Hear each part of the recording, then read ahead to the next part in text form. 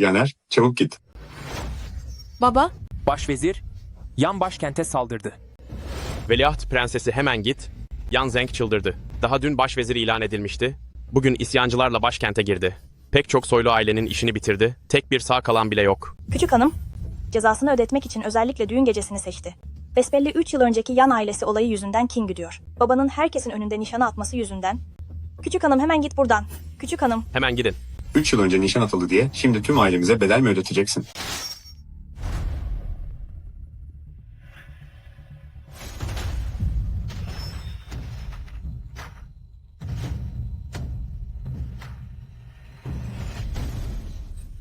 baba, Küçük hanım uyandı. Çabuk doktora haber verin. yine aynı rüya. Yan ordusu sefere çıktığından beri bu kabuslar hiç bitmedi. Yan ordusu ne durumda? Hiç haber var mı? Hanımefendi, çok kötü bir olay oldu. Yan ordusu ve Hangu geçidi pusuya düşmüş. General ve eşiyle birlikte 4 genç beyefendi de orada şehit düştüler. Yalnızca 3. genç efendi bir mucize eseri sağa döndü.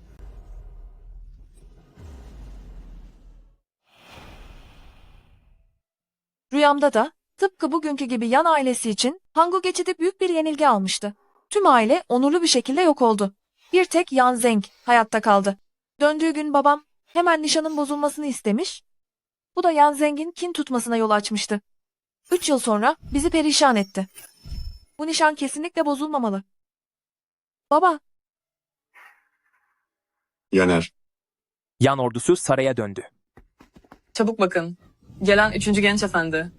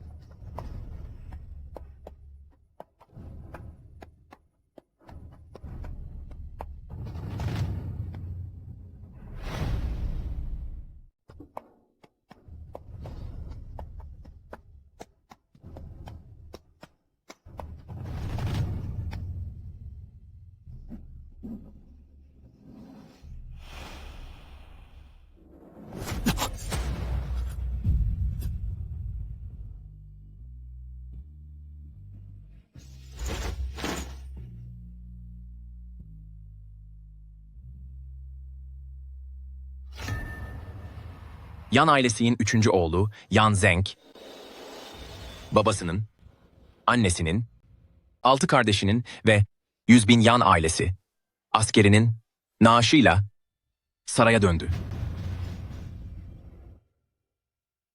İmparatorun emridir.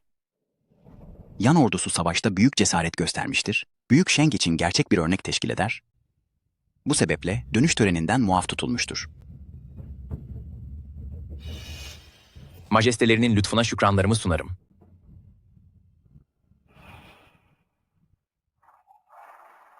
Yan Zeng bunu mahsus yapıyor. Tabutları kasten saray kapısına getirdi. Amacı, halkın tepkisini kullanarak hükümdarı baskı altına almak ve imparatorun yenilginin sorumluluğunu sorgulamasını engellemek.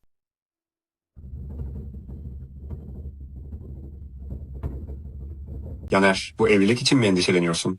Merak etme, emre karşı gelmek zorunda kalsam bile senin yan ailesine gidip acı çekmene asla izin vermeyeceğim. Birazdan nişanın iptali için dilekçe vereceğim. Olmaz. Baba, bu nişandan vazgeçemeyiz. Yaner, sen şimdilik eve dön. Neler olduğunu baban geri dönünce konuşuruz. Babacığım, Tamam. Her şey istediğin gibi olsun. Baban nişanı bozmaktan bahsetmeyecek. Hadi artık eve dön. nişan bozulmadığı sürece Yan Zeng ile şimdilik düşman olmayacağız. İleride onunla evlendiğimde eğer vatan hainliği yaptığına dair kanıt bulabilirsem en iyisi olur. Eğer bu işe yaramazsa hançer ve zehir kullanarak gelecekte babamı zorla hayattan koparmasına engel olmalıyım. Onu önceden cezalandırmaktan çekinmeyeceğim.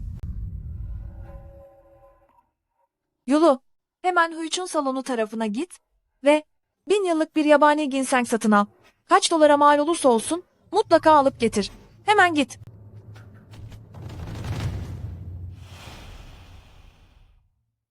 Satın alabildin mi? Aldım ama sadece. Aman efendim Bayan Chu. Duyduğuma göre Bayan Chu hem zeki hem zarifmiş. Bakınca ne kadar iyi kalpli bir kız olduğunuz belli oluyor. Hanımefendi, ne diyecekseniz lütfen doğrudan söyleyin. Hizmetçine bir yabani ginseng aldırdığını duydum. Sizin sağlığınızla zaten malikane hekimi ilgileniyor. Bu kadar ağır takviyeler tüketmek, aksine vücudunuza zarar verebilir.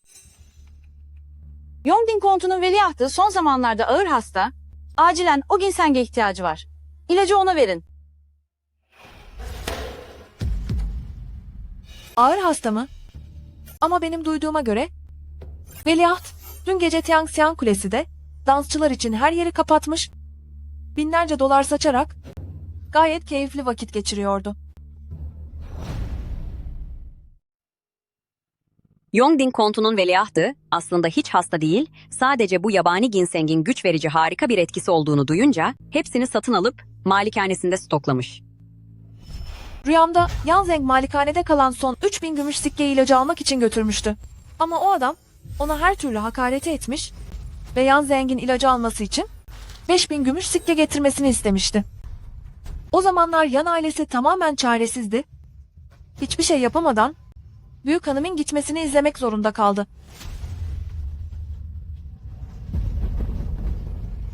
Daha sonra Yanzeng güç kazanınca Yongding kontu malikanesinin tüm ailesini yakalattı ve onlardan bir cana karşılık 5000 gümüş sikke ödemelerini istedi.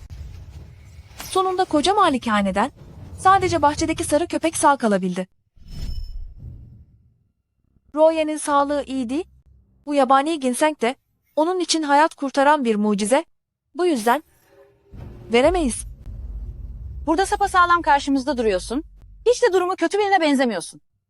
Yoksa sadece Yan ailesine. Gelin gitmek mi istemiyorsun? Seninki usta.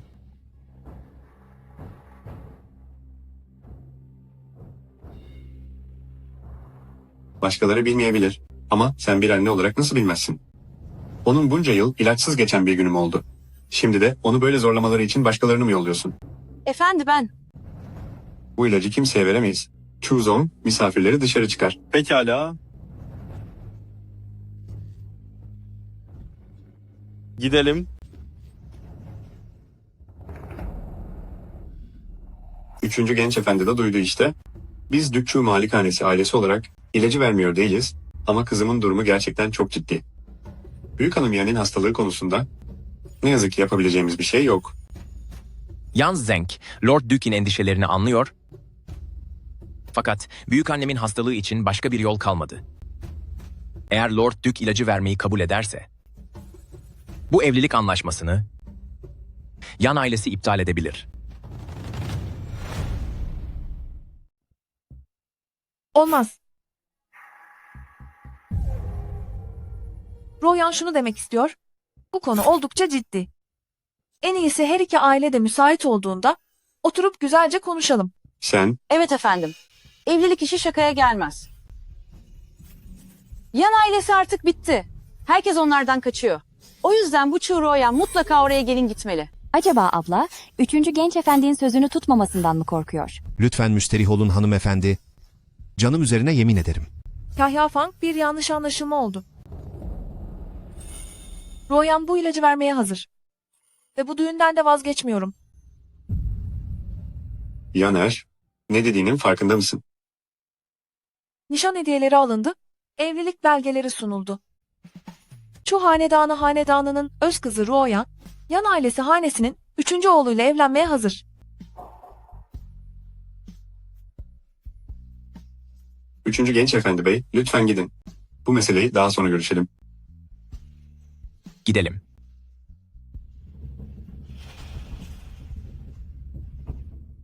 Yaner, Yan ailesi şu an bir ateş çukurundan farksız. Neden ısrarla evlenmek istiyorsun? Yoksa Yan ailesine acıyor musun? Baba, geçen yıl Fener Festivali'nde Wangsguan Kulesi üzerinde bir şey görmüştüm. 3. genç efendi bir grup. Serserinin elinden kimsesiz bir kızı kurtarmıştı. Yaptığı iyiliğin karşılığını beklemeyen, zarif duruşuyla gerçekten hayranlık uyandırıcı biri. İşte o andan itibaren kendi kendime bir yemin ettim. Hayatım boyunca ondan başkasıyla evlenmeyeceğim. Peki. Bu senin seçiminse babam olarak daha fazla bir şey diyemem. Sadece şunu unutma. Ne zaman dönmek istersen Dük Malikanesi senin her zaman arkanda olacak.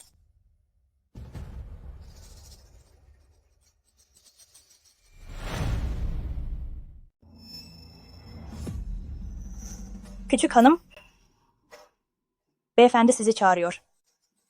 Babacığım, Evet,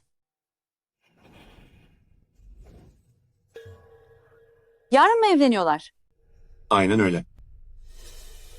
Yaşlı hanımefendi Yan. Yabani ginseng kullandıktan sonra hayatı kurtulmuş olsa da akli dengesi yerinde değil.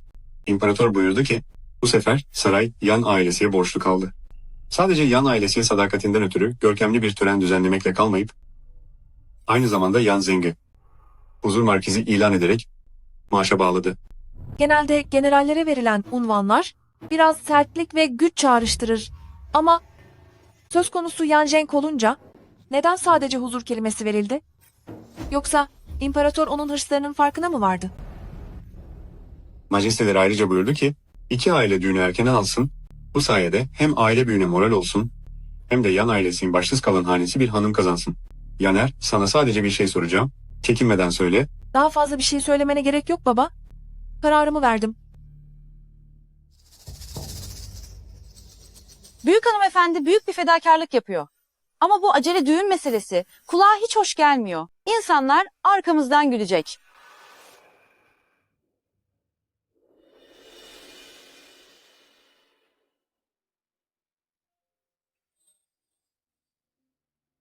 Royan canım, annen yanında değil ve o hanımefendi, küçük Cihangin de aklında başka planlar var. Bırak bugün seni gelin olarak hala uğurlasın. Kuzen Royan. Yoksa o üvey annen yine mi seni zorladı? Yoksa neden gidip o sakat 3. efendi Yan ile evlenesin? Kuzen Şue merak etme. Yan Zeng'le evlenmeyi ben istedim. Bacaklarının durumu. Umrumda bile değil. Sonuçta ben onun sonunu getirmek istiyorum. Hareketi kısıtlı olduğu için planımı uygulamam daha kolay olacak. Kuzen Işue, Yan ailesi şu an bu kadar karmaşa içindeyken eğer nişanı bozarsam herkes tarafından ayıplanacağım. Üstelik bu evlilik konusunda saraydaki o nüfuzlu kişi de kararını verdi. büyük hanımefendi, gelin arabası geldi. Neden bu kadar acele geldiler? Çabuk.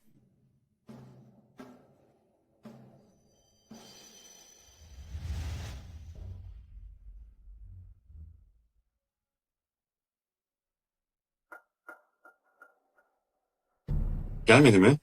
Yansan ne yapmaya çalışıyor? Kesinlikle haklısın.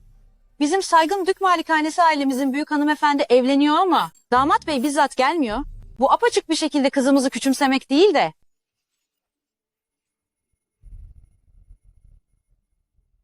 Lütfen kusura bakmayın Lord Dük. General konağı şu an bir cenaze merasimiyle ilgileniyor. Bu yüzden gerçekten gelemedi. Ancak merak etmeyin, gereken tüm geleneksel törenlerin hepsi eksiksiz yapılacak. Damat bey, şu an nikah salonunda sizi bekliyor. Büyük Matmazel Chui asla mağdur etmeyecek. Bu hayatımı adayacağım evlilikte. Sonuçta her şey istediğim gibi gitmeyecek. Yaner, kendine dikkat et. Baban olarak şunu söylüyorum. Eğer geri dönmek istersen seni her an gelip alırım.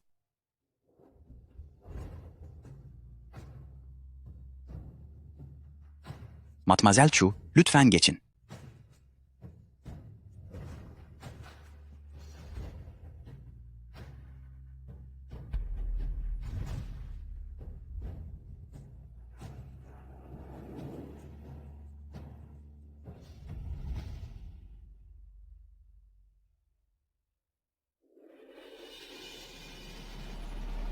Matmazel Chu, geldik.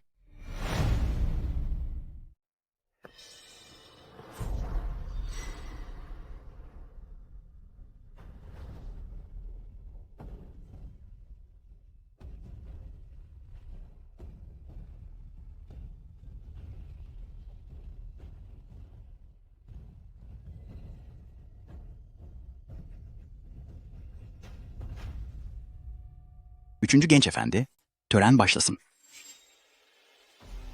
Sadık kulunuz Yan Zeng, imparatorun lütfu için minnettar.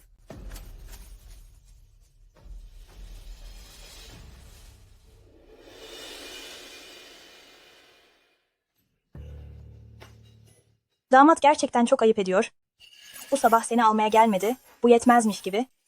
Bugünkü düğün töreninde bile seni böyle ihmal ediyor. Büyük düğününde bile imparatora gösteriş yapmayı unutmuyor ama rüyasında ayaklanıp isyan ediyor.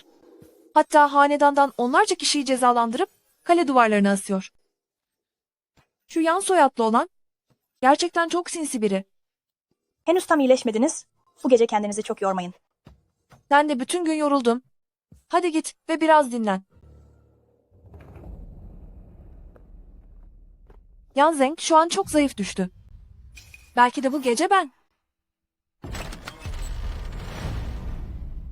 Sen benim üçüncü yengem misin? Evet, sen Wenjing misin? Peki üçüncü amcamı seviyor musun?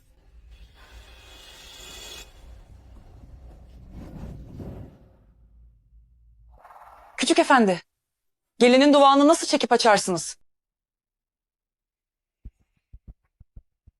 Hayır süt anne. Üçüncü yengem onu kendi çıkarıp bana verdi.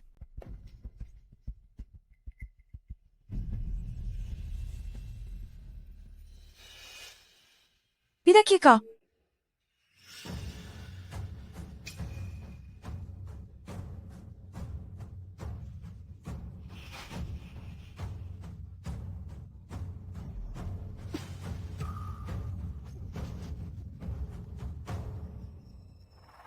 Buna nasıl cüret edersin? Şunu aklında tut. Buna duvak açmak denmez. Buna kapışmak denir. Üçüncü genç hanımefendi, küçük efendi, Veliaht Prens'in geride bıraktığı tek mirastır. Hatta üçüncü genç efendi bile ona çok düşkündür ve onu korur. Seni gidi. Süt anne, bir yanlış anlaşılma oldu. Royan sadece Wenjing'i çok sevdi. Öyle değil mi?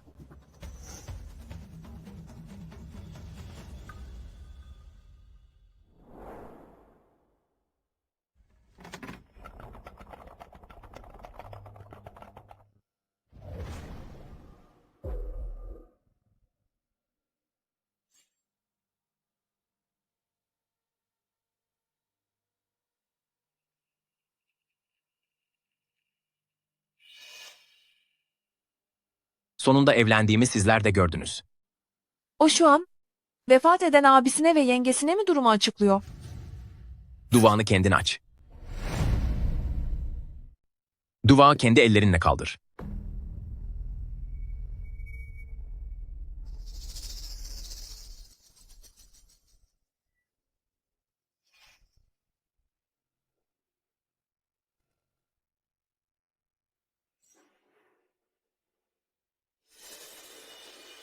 Bendeniz Chu Royan.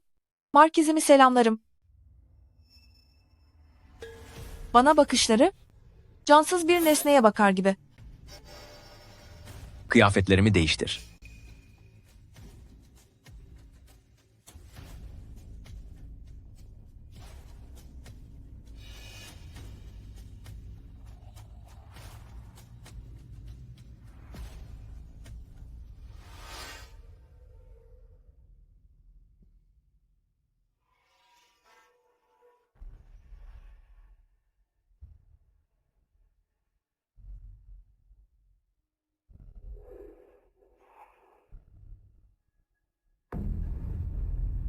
Eğer tek bir darbede işini bitirebilseydim.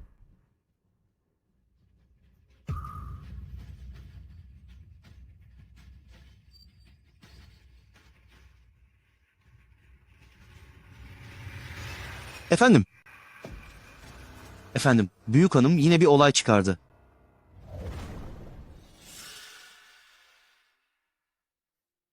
Çok üzgünüm, beni bağışlayın. Hanımefendi, lütfen siz devam edin. Bunu demek istememiştim.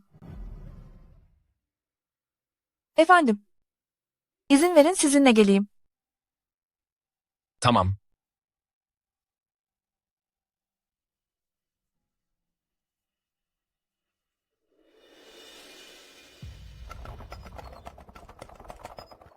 Üçüncü kardeş, sonunda geldin. Büyük anne yine kötüleşti.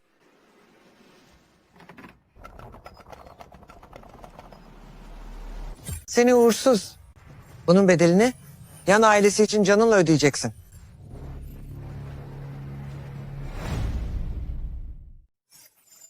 Büyük anne, bu üçüncü kardeş ise Uğursuz.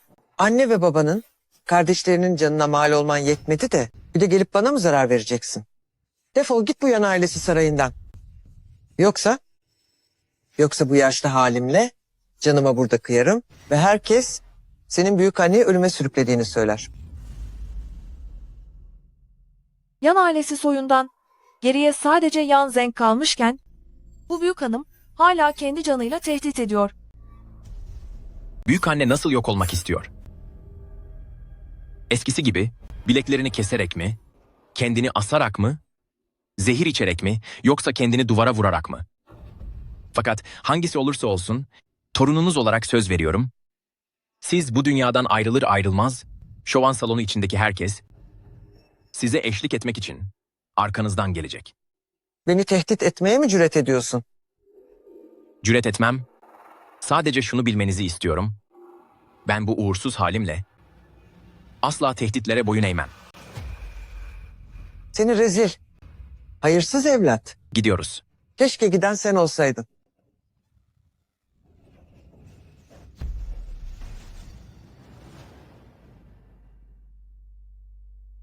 Yulu, benim özel depomdan biraz para al, bu üçün salonu yara merhemi, Jisan salonu, marka kas gevşetici ve beyaz haplardan al. Fakat küçük hanım, sizin hastalığınız için bu ilaçlar kullanılmıyor ki. Bunları neden alıyoruz? Ben ne yapıyorum böyle? Sana sadece gidip almanı söyledim. Yan ailesi şu an büyük bir zorluk içinde. Yan Wenjing henüz çok küçük. Eğer şimdi Yan Zeng'un işini bitirirsek, onlarca yıldır sınırı koruyan bu köklü asker ailesi bir gecede yerle bir olur ve bir daha toparlanamaz. Neyse, önce Yan ailesi tehlikeye atlatsın. Onunla sonra hesaplaşırım.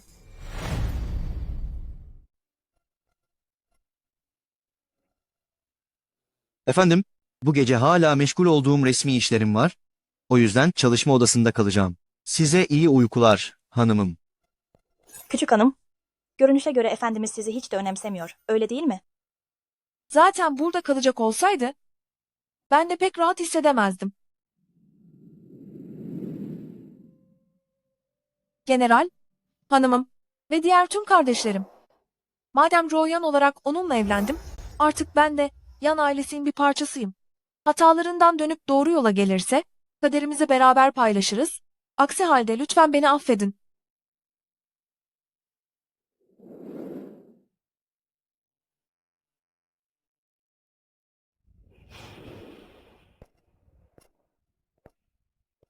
Kahya Fang, Royan olarak size sormak istediğim bir soru var.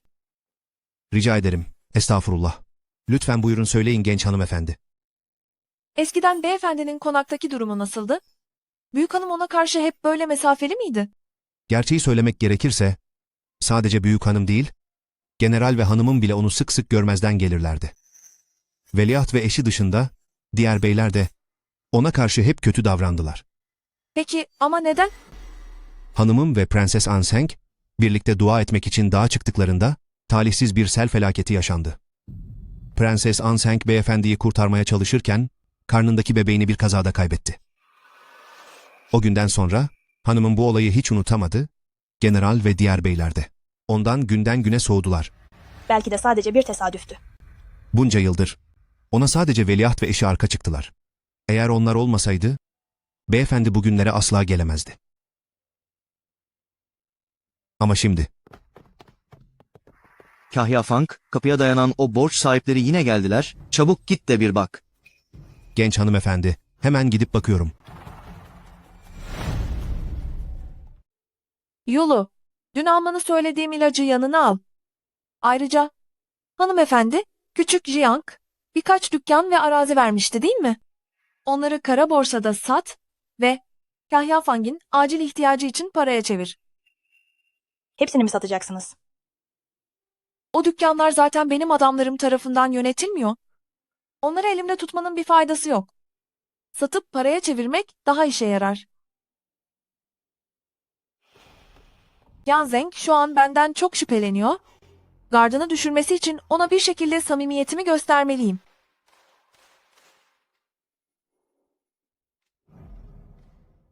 Marki Hazretleri, herkesi yakından takip ediyoruz.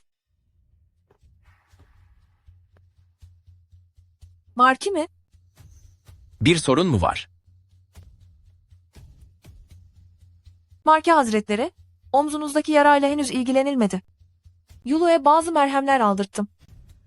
Denemek ister misiniz? Efendim, bu ilaçların yaranız için çok faydası olacaktır.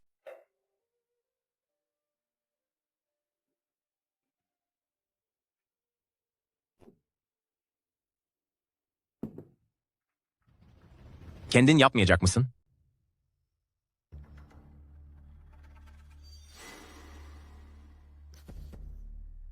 Ben biraz sakarımdır. Lütfen kusuruma bakmayın efendim.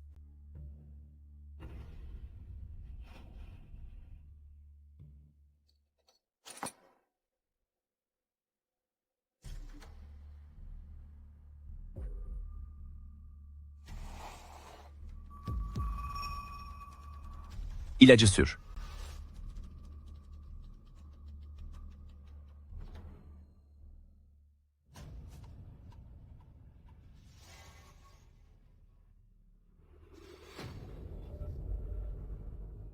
Korkuyor musun? Korkmuyorum. O zaman biraz daha yaklaş.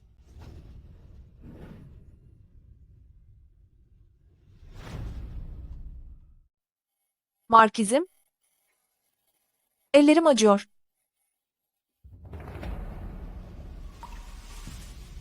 Ağlama. Emredersiniz. Hala haklı. Bir erkeğe karşı bir kadının en güçlü silahı zayıf görünmesidir. Şimdi dışarı çık. Gerçekten hiç kaçmaya çalışmadı. Markizim, acaba çok mu şüphecisiniz? Belki de hanımefendi tüm bunları gerçekten sizin için yapmıştır. Hangi kadının bu tür yaraları gördüğünde hala bu kadar sakin kalabildiğini gördün? Öyleyse neden az önce fırsatı değerlendirip ona gerçeği söyletmediniz? Bir kadına eziyet etmek gibi bir huyum yok. Duyduğuma göre hanımefendi çeyizini satıp konağımızın tüm borçlarını kapatmış. Fakat üvey annesi hiç de iyi biri değildir. Eğer bunu öğrenirse hanımefendiye ne tür zorluklar çıkarır kim bilir. Tek taraflı bir kararla buraya evlenmeye geldi. Hem borçları ödüyor hem de ilaç getiriyor. Tüm bunlar herhalde sadece beni sevdiği için olamaz. Neyse. Yarın onunla birlikte ailesinin evine gidelim. Emredersiniz.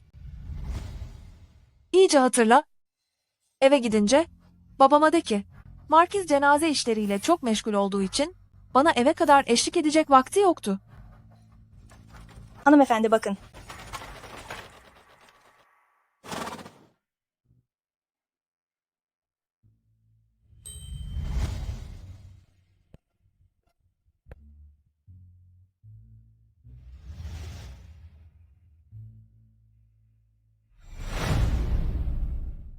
Lord, yoksa benimle beraber aile evine mi gelmeyi düşünüyorsun? Zaten seninle gelip aileni ziyaret etmem gerekmiyor mu? Daha dün elimi zorla tutup beni tehdit ediyordu ama bugün hiçbir şey olmamış gibi davranıyor. Bu adamın huyu ne çabuk değişiyor böyle.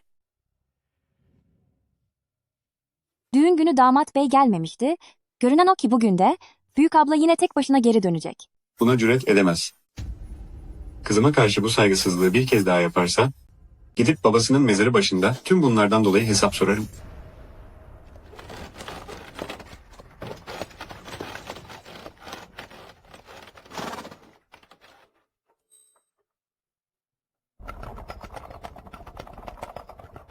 Damat olarak kayınpeder ve kayınvalideyi selamlıyorum. Ruoyan, babamı, annemi ve kız kardeşi selamlıyor. Baba, bu senin en sevdiğin, geçmiş Şi Jinyin dönemine ait çırpınan çam ve turna tablosu. Annem ve kız kardeş için de hazırlık yaptık.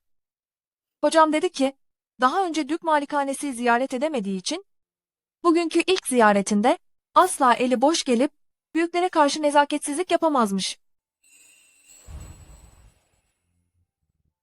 Böylece babam ile Yan Zeng arasında bir kırgınlık ya da düşmanlık oluşmasına izin vermedi. Damat, ne kadar düşüncelisin. Hadi benimle çalışma odasına gel, biraz oturalım.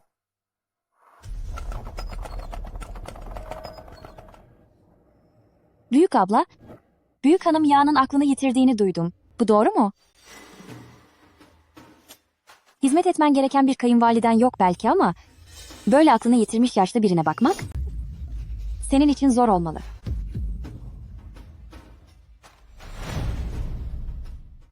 Sen, Neler yapıyorsun sen? Sizin yerinize kardeşime haddini bildiriyorum. Benim ailem Yan ailesi, dürüst ve sadık kahramanlardır.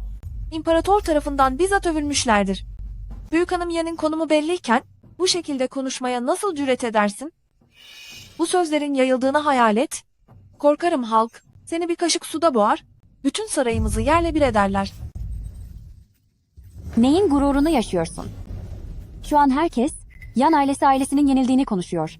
Kendi çıkarları uğruna düşüncesizce davrandıkları için 100.000 askerin sonuna sebep oldular. Sen ve o topal adam sürgün edilip cezalandırılacağınız günü bekleyin. Kapa çeneni.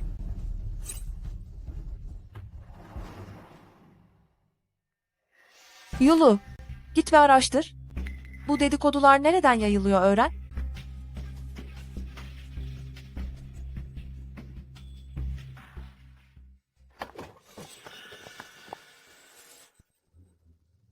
Bir sorun mu var?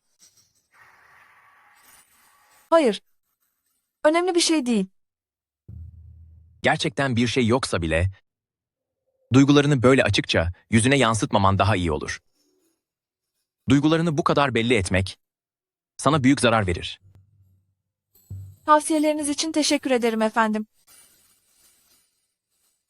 Küçük hanım, her şeyi öğrendim. O söylentiler, İşler Bakanlığı görevlisinden, Başbakan Guten ve meclis üyelerinin torunlarının ağzından çıkmış. Hatta şimdi tüm akademiye yayılmış durumda. Bu çocuklar böyle bilgilere normal şartlarda ancak memur olan dedeleri sayesinde ulaşabilirler. Onlar bile böyle konuşuyorsa acaba üst makamlar bu meseleyi zaten çoktan karara mı bağladı? Hemen gidip Markiz'i durumdan haberdar etmeliyim.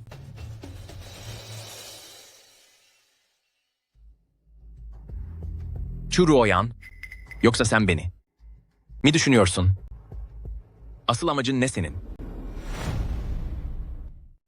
Konağa geldiğinden beri borçları ödeyip ilaçlar aldın, dedikoduları araştırıp bana haber getirdin. Yaptığın her bir şey Yan ailesiye yardım etmek içindi. Asıl amacın ne?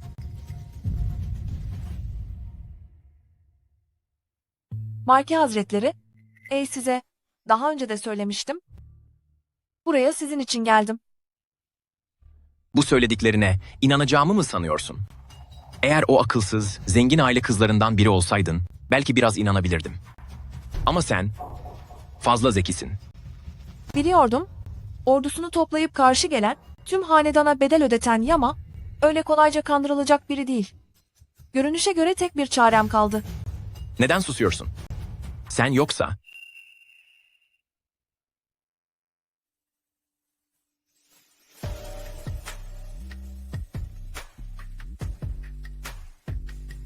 ne yapıyorsun? Bana inanmadığınıza göre, bundan başka, sadakatimi kanıtlayacak hiçbir yolum kalmadı. Önce o kemeri bağla. Niyetim bu değildi. Sen Chu ailesinin asil kızı olarak kendini bu kadar aşağılamana gerek yok. Şimdi dışarı çıkabilirsin.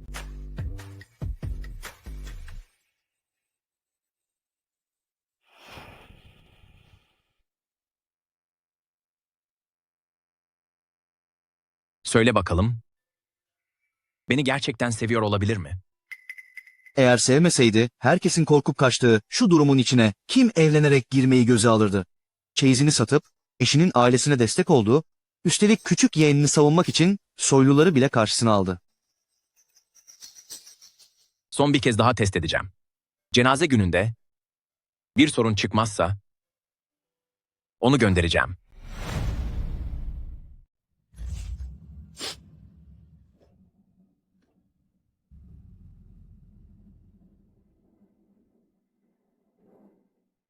Hanımefendi,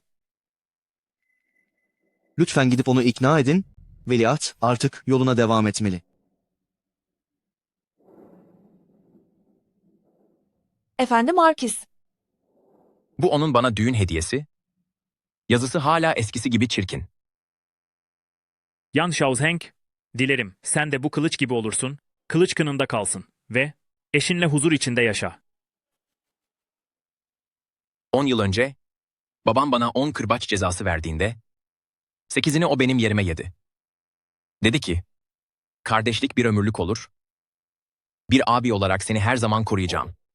Nefes aldığı sürece beni koruyacağına dair söz verdi. Daha sonra ona neler olduğunu biliyor musun? Düşman şehre saldırdığında canını dişine takıp bir çıkış yolu açtı. Beni şehirden yardım istemek için götürecekti. Ama ben ayrıldıktan sonra halatları kesti ve kendi kurtuluş yolunu elleriyle kapattı. Düşmanı oyalayabilmek için kendi hayatını benim yerime feda etti. Vücudundaki 21 derin yara ve sayısız mızrak darbesiyle kılıç yarasını asla unutmayacağım. Sonra beni bulabilmek için düşmanlar onun cansız bedenine saygısızlık ettiler. Kalanını bir mızrağın ucunda 12 şehir boyunca sergilediler. Düşman her köşe başında pusu kurdu. Fakat ne kadar akıllı olsalar da şunu bilemezlerdi. Sakat bir dilencinin adım adım Hulao geçidiye kadar sürükleneceğini. Peki, bacaklarımın nasıl kırıldığını biliyor musun? Onları kendi ellerimle kırdım. Chu hanedanı, belki de sana artık hanımım demeliyim. Bütün bunları sana anlatmamın tek bir sebebi var. Senin eskiden sevdiğin o kişi çoktan gitti. Ben sadece yaşayan bir hatıradan ibaretim. Bu yüzden boş yere benim üzerimde zaman kaybetmene hiç gerek yok. Prens Yu huzura kabul edilsin.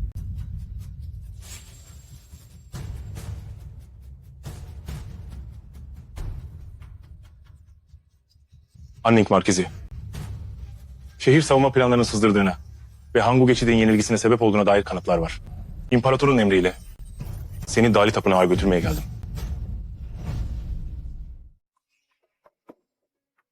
Prens Hazretleri. Efendim, bugün Büyük General Yan ailesinin cenaze günüdür. Bize biraz kolaylık sağlayabilir misiniz? Lütfen önce kayınpederimin, kayınvalidemin ve kardeşlerimin defnedilmesine izin verin.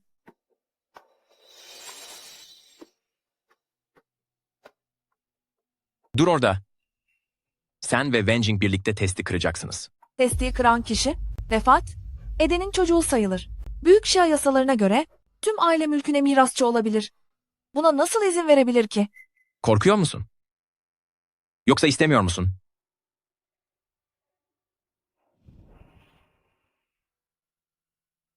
Korkma. Büyük babam ve babam bizi koruyacaklar.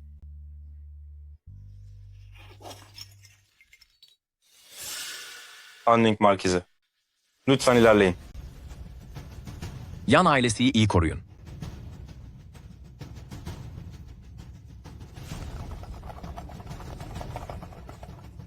Kahya Fang'den rica ediyorum. Önden gidip yolu açın. Emredersiniz. Manevi tableti ben koruyacağım. Tabutu kaldırın. Dostlar, bugün Yan ailesinin cenazesi var. Dost olanlar başka bir gün konağımıza buyursun, birlikte bir şeyler içeriz. Düşman olanlara ise lütfen yolumuzdan çekilin.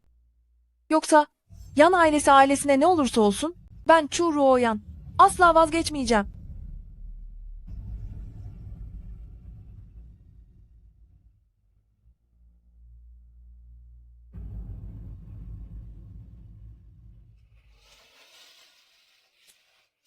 Erlang?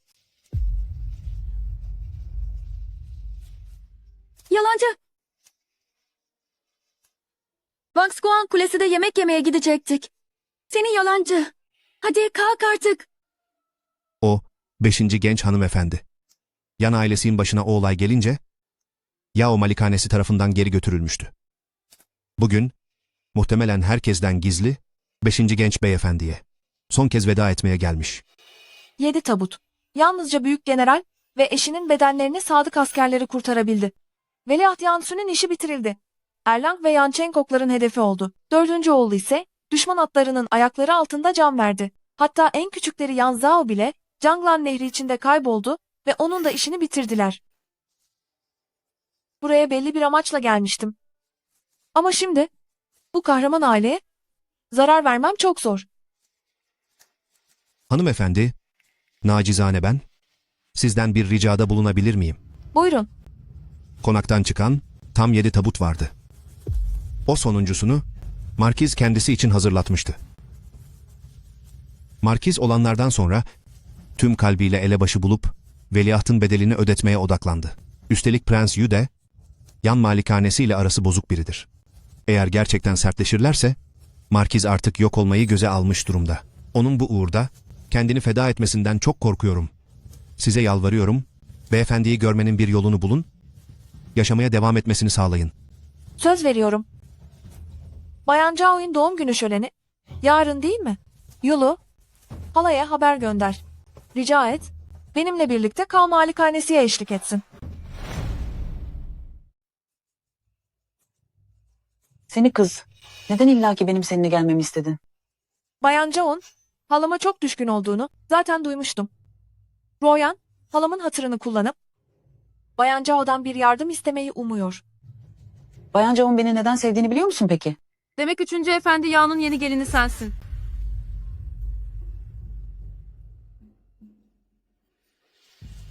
Saygılarımla prenses majesteleri. O Yan Zeng'i kurtarmak için.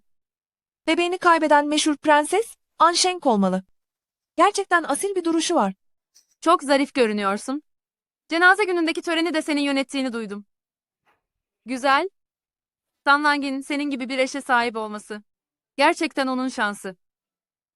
Bugün buraya önemli bir iş için gelmiş olmalısın. Belki yardımcı olabilirim. Teşekkür ederim majesteleri. Ama Royan, bugün sadece doğum gününüzü kutlamak için geldi. Başka bir konu yok. Seni hafife almışım. Neyse. Sanlang ve annenin hatırı için ileride bir şeye ihtiyacın olursa bana gelebilirsin. Teşekkür ederim majesteleri.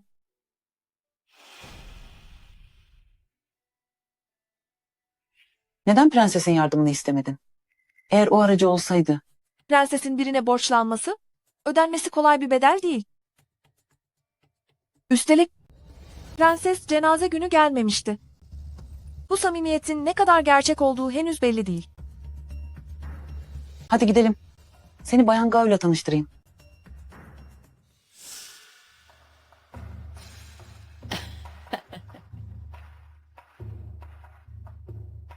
Demek sen Cinger'in yeğenisin. Çok iyi. Bakışların gerçekten de Cinger'e ne kadar da benziyor.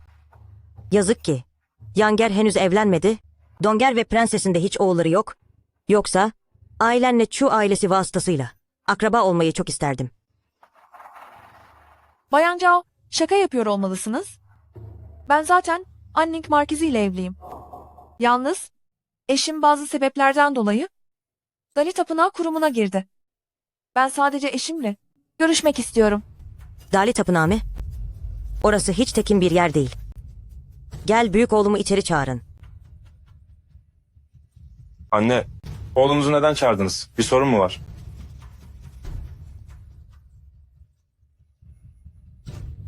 Sen, Efendi Zhao'yu selamlarım. Sen kim oluyorsun da itiraz ediyorsun? Hala terbiye nedir bilmiyorsun. Bu küçük Chu, daha önce sana bahsettiğim Jinger'in yeğeni olur. Vaktiyle Jinger ile bir araya gelme fırsatınız olmamıştı. Fakat şimdi yeğeni kocası için kapımıza kadar gelip yardım diledi. Artık gereğini yaparsın. Demek ki halam ve Efendi Zhao birbirleri için uygun görülmüşlerdi. Şimdi anlaşıldı. anne, bu karar sadece bana bağlı değil. İmparatorun adını kullanarak beni susturmaya çalışma. Senden adamı serbest bırakmanı istemiyorum. Sadece onu içeri sokup kocasıyla görüştürmeni istiyorum. Koskoca Maliye Bakanı, aynı zamanda Dali Tapınağı Bakanı olarak böyle küçük bir meseleyi halledemiyor musun? Söyle bakalım, bunu yapacak mısın, yapmayacak mısın? Tamam, bir yolunu bulacağım anne. Şöyle yola gel. Teşekkür ederim efendica. Bu akşam saat 9'da Dali Tapınağı noktasına gel. Adamlarım seni içeri alacak. Anlayışınız için çok teşekkürler efendiga. Sahi, sen annemin aklını nasıl başından aldın? Bu sizin ilk karşılaşmanız olduğu halde nasıl oldu da onu senin lehine konuşturabildin? Belki de halamın hatırı içindir.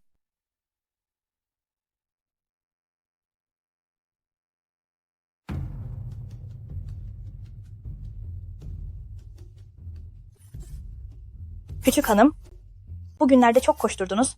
Üstelik böyle yerlere gelmek sağlığınızı zorlayacaktır. Önemli değil. Dönüşte hekime söyleriz. Ekstra bir ilaç hazırlar.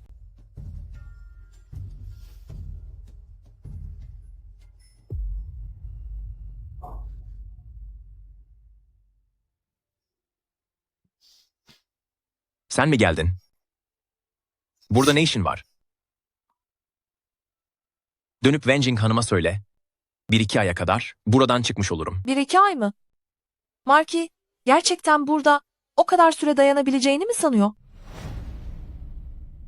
Prens Yue'in bu kadar acımasız cezalara başvurması açıkça üst mevkilerin emriyle yapılıyor.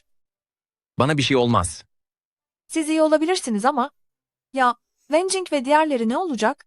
Zayıf bir kadın olarak Yan ailesi gibi büyük bir sorumluluğun üstesinden gelemem. Bu yüzden Yan ailesi korumamı istediğinizde onu mecburen size geri vermek zorunda kalıyorum. Marki, en iyisi hayatta kalmaya bak. Ne sormak istiyorsan sor. Hangu Geçidit'e tam olarak ne oldu? Kurtardığım o kızı hatırlıyor musun? A Jiao'yu. Şehir savunma planını o sızdırdı. Ve abimin şehri kaybedip yok olmasına neden oldu. Ama o kimsesiz bir kız. Neden böyle bir şey yapsın ki? Hanımefendi çabuk git.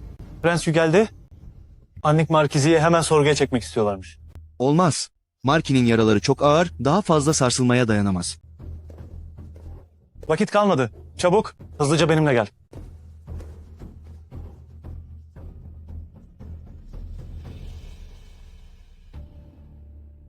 Sen dışarı çık. Annik Markizi ile konuşacaklarım var. 3. Efendi Yan, artık inat etmeyi bırak. İyi biliyorsun ki İmparator abim beni başsorgucu olarak atadığına göre kararını çoktan vermiştir. O Ajiao, abimin huzurunda her şeyi itiraf etti. Savunma planını, ona senin verdiğini ve düşmana sızdırmasını istediğini söyledi. Anlat, planı tam olarak nasıl çaldın?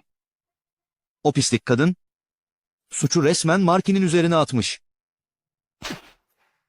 A Jiao denen o kız. Hala yok olmadı mı? Suçunu gizlemek için gitmesini mi diliyorsun? O güzelim kızı, yüzünü mahvederek berbat ettin. Yazık oldu. Diline dokunmayı unuttun ki fırsatını bulup kaçtı. Ve şimdi senin aleyhinde şahitlik ediyor. Ona dua et de biraz daha yaşasın. Ben buradan çıktığımda ona bizzat cezasını vereceğim. Ve her şeyin bedelini ödeteceğim.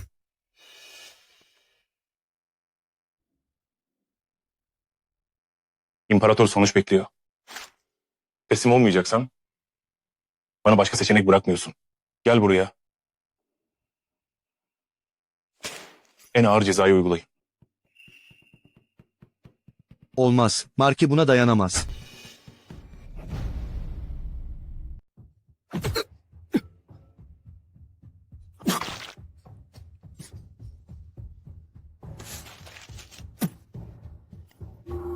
Dilekçeyi mahvetmiş olman neyi değiştirir?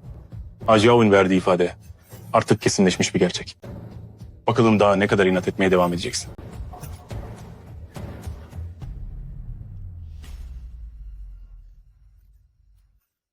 Yan Zeng, uyan lütfen. Yalvarırım. Bizi bırakıp gitme. Sana yalvarıyorum. Gitmek mi? Bir yere gittiğim yok. İyi olmana sevindim. Şükürler olsun iyisin. Korktun mu? Bir de gülüyor musun? Bu kadar zor bir durumdayken nasıl gülebiliyorsun? İlacı gizli bir yere sakladım. Fırsatını bulduğunda kendin kullanırsın. Biraz ekmek ve azık da getirdim. Birkaç gün yetecek kadar hazırladım. Bunları yavaş yavaş yersin. Hapishane yemeklerinden daha güvenlidir. Wenjing ve evdekiler gayet iyi. Ben hepsine göz kulak oluyorum. İçin rahat olsun. Yan Zeng, kendine çok dikkat et. Herkes senin dönmeni bekliyor. Peki ya sen? Ben mi? Meng Yang nerede? Az önce neredeyse dışarı fırlayacaktı. Onu durdurmak için bayıltmak zorunda kaldım. Doğru olanı yapmışsın. Elimde bir mektup var. Bunu dışarı çıkar.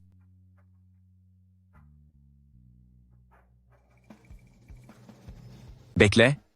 Çıkınca okursun. O zaman biz artık gidelim. Yapmamızı istediğin başka bir şey var mı? Ajiao, kimsesiz ve gücü olmayan bir kız. İmparatorun huzuruna çıkması bu kadar kolay olamaz.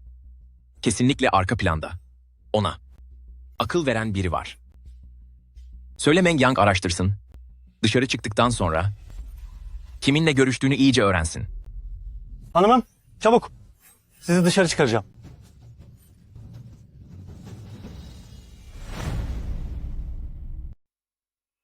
Lordum. Olmaz. Lord'u kurtarmaya gitmeliyim. O pislikler ona. Neler yapacaklar kim bilir. Git o zaman. Senin için tabut hazırlatırım. Söyle bakalım. Nereye gömülmek istersin? Küçük hanım, peki şimdi ne yapacağız? Sadece bekleyecek miyiz?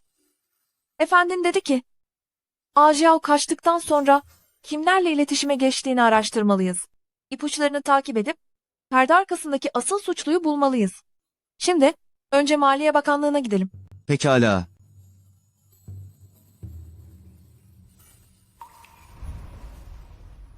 Karılık ve kocalık bağı, derin bir sevgi ve sadakat üzerine kurulur. Lakin bazen kader karşı çıkar, sevginin yerini dargınlık alır.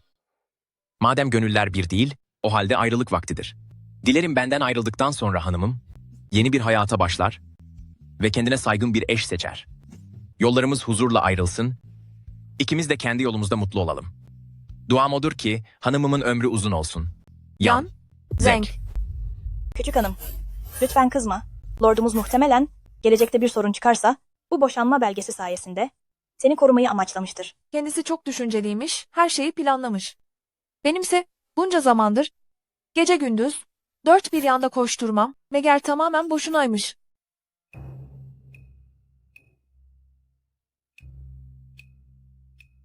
Lady Annik mi? Neden yine geldi? Efendim, Lady Annik, sence de yaptığın biraz fazla ileri gitmek değil mi? Burası Maliye Bakanlığı. Bakanlık burası. Anlat bakalım. Bu kez başımı nasıl bir derde sokacaksın? Efendica, Prens Yu itiraf almak için her yolu deniyor. Eşim artık daha fazla Dali Tapınağı bölgesinde kalamaz. Lütfen efendi, yanınızda birkaç hekimle oraya gidip hastalığının ağır olduğunu tasdik edin. Büyük Şenk yasalarına göre eğer suçlu bağışlanamaz bir cani değilse ve durumu ağırsa ailesi onu eve götürebilir. Söylemesi kolay. Bu mesele çok önemli. İmparatorun onu öylece salacağını hiç sanmam. Eve gitmeyeceğiz. Gao ailesiye gideceğiz. Beni de bu işe bulaştırmak istiyorsun. Yan ailesi sadık kahramanlarla doludur. Şimdi küçük Wenjing dışında geriye sadece Yan Zeng kaldı. Ruo Yan sadece efendiden bu kahraman soyunu korumasını rica ediyor. Güzel. Ancak o zaman önce bana net bir cevap vermelisin. Şu Yan Zeng denen adam gerçekten savunma haritasını çaldı mı? Eğer gerçekten o yaptıysa rütbemden mahrum bırakılmayı göze alırım. Yine de kötülüğe alet olmam. Ben Ruo Yan, göklere yemin ederim ki eşim Yan Zeng asla düşmanla işbirliği yapmadı. Ailesinin canına kastetmek ise asla mümkün değil. Eğer bu yeminimi bozarsam üzerime yıldırımlar düşsün, en büyük cezayı ben çekeyim. Tamam bu iyiliği sizin için yapacağım. Nasıl olsa bir hata ortaya çıkarsa baban Dükçü sorumluluğu üstlenir. Şimdi gidip haber bekle. O adamı sizin için dışarı çıkaracağım. Çok teşekkürler efendi Gao.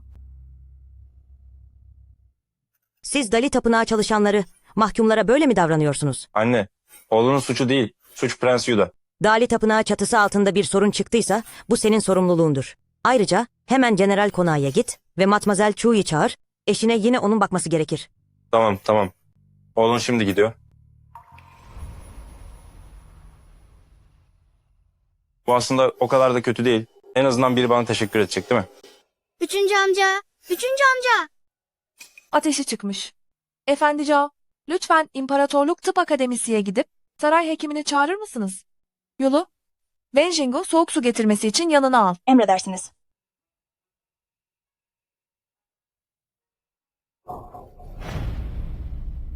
Acaba o zaman vurduğunda bilerek mi hafif davrandı? Bu bacak tamamen işlevini yitirmemiş. Küçük hanım, hekimbaşı Zhang geldi. Hekimbaşı Zhang, lütfen buyurun.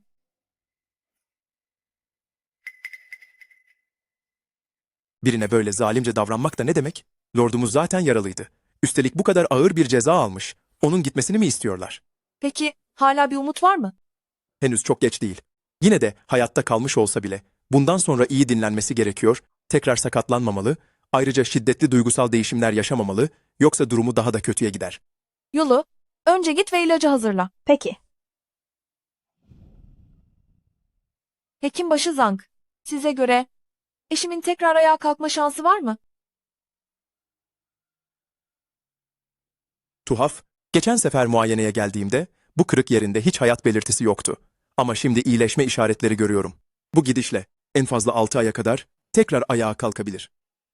Harika. Bu mesele oldukça hassas. Lütfen, Hekimbaşı Zhang, bunu kimseye söylemeyin. Müsterih olun hanımefendi. 3 yıl önce Huichun salonu bölgesinde gönüllü doktorluk yaparken bana iftira atılmıştı. Neredeyse canımdan oluyordum. Neyse ki 3. genç efendi oradan geçiyordu da beni kurtardı. Ona bir can borcum var, elbette sırrınızı saklayacağım.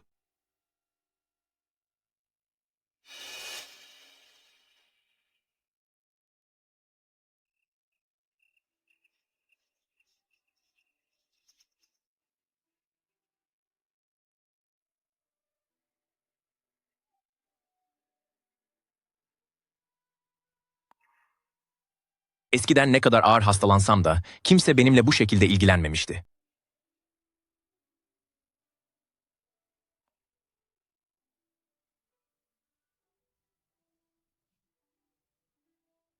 Uyandın mı? Bir bakayım. Harika. Ateşin düşmüş. Sana ilacını getireyim. Dikkat et.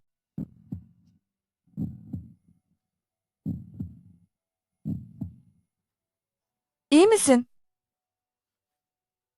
Ben canını yakmadım ya.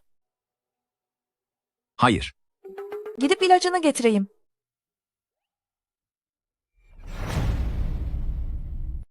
İyi misiniz? Ben canınızı yakmadım değil mi? Hayır. Gidip size ilacınızı getireyim.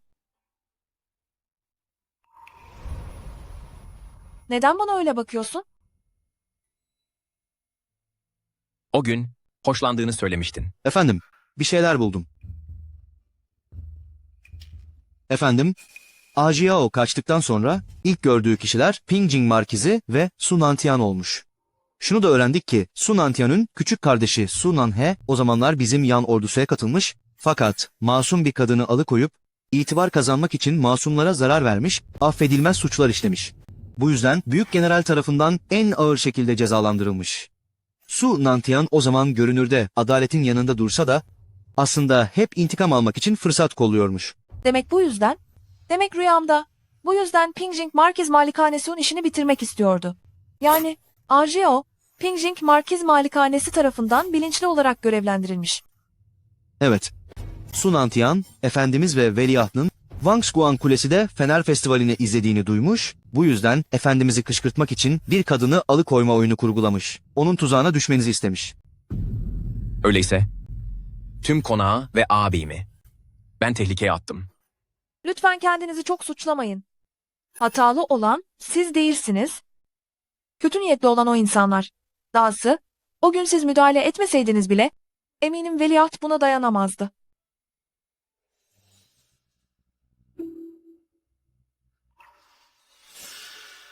O yüzden Pingjing Markizi Ajio'yu imparatora götürüyor. Şu an Ajio kesin bir dille savunma planlarını sızdırma emrini sizin verdiğinizi iddia ediyor. Eğer ifadesini değiştirmezse bu düğümü çözmek zor olacak.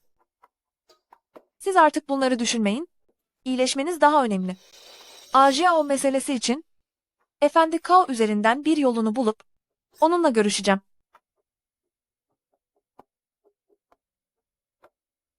Efendim, bunu hanımefendiye gerçekten anlatmayacak mısınız? Onu bu kadar zaman gizledikten sonra acaba size kızar mı? Sen şimdi çıkabilirsin.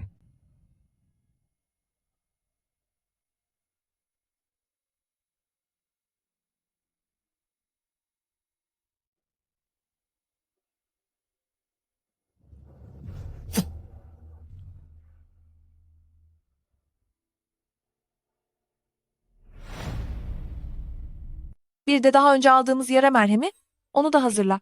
İlaç ve bitkiler içinse, zahmet olmazsa, Kahya Funk bizzat ilgilensin. Hepsi en iyisinden olsun. Pekala. Markiz tarafı için de hanımefendiden yardım rica ederiz.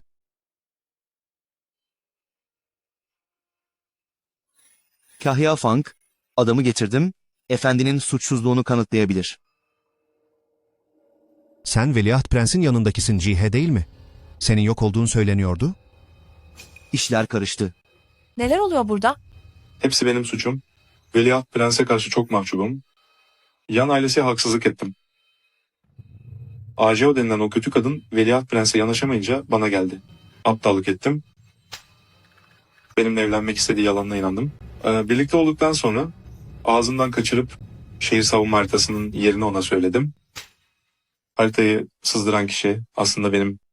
Peki hayatta kalmayı nasıl başardın? Ajao o kötü kadın beni ateşe verip yok etmeye çalıştı. Neyse ki 3. Genç Efendi beni kurtardı. Bir yarım ay daha dayanmamı söyledi. O zaman beni alması için Mengeng'i gönderecekti. Zamanı gelince de her şeyi açığa kavuşturacaktı. Yani, Yan Zeng, en başından beri haritayı sızdıranın kim olduğunu biliyor muydu? Asıl suçluyu bulmak için bilerek Ajiao'nun kaçmasına izin verdi, öyle mi? Hanımefendi, Demek her şeyi biliyordu. Bilmesine rağmen hayatını riske atıp kendini Dali Tapınağı içine attı. Sadece benim haberim yoktu. Orada gerçekten başına bir şey geleceğini sanıp günlerce gece gündüz onun için endişelenip kahroldum. 3. Genç Efendi Yan, gerçekten çok güzel bir oyun kurmuşsun. hanımefendi, efendinin amacı sizden bir şey saklamak değildi. Durum çok tehlikeliydi, sizi bu işe bulaştırmaktan korktu. Dürtüsel davranıp büyük planını bozmamdan mı korktu? Öyle mi? Anning Markiz'i çoktan boşanma belgesini verdi. Royan artık burada kalıp kimseye yük olmasın. Hanımefendi,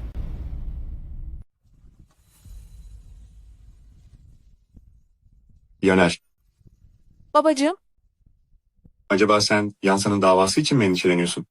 Korkma, baban olarak diğer birkaç bakanla birleştik. Majestelerinde davanın halka açık bir şekilde görülmesini istedik. Yansan yeter ki yapmaması gereken o ihanet içeren şeyleri yapmamış olsun, aklanacağına eminim. Yaner, halam neden geldi? Bayan Cao seni çok özlediğini söyledi. Seni malikaneye biraz sohbet etmeye çağırmamı istedi. Hadi gidelim.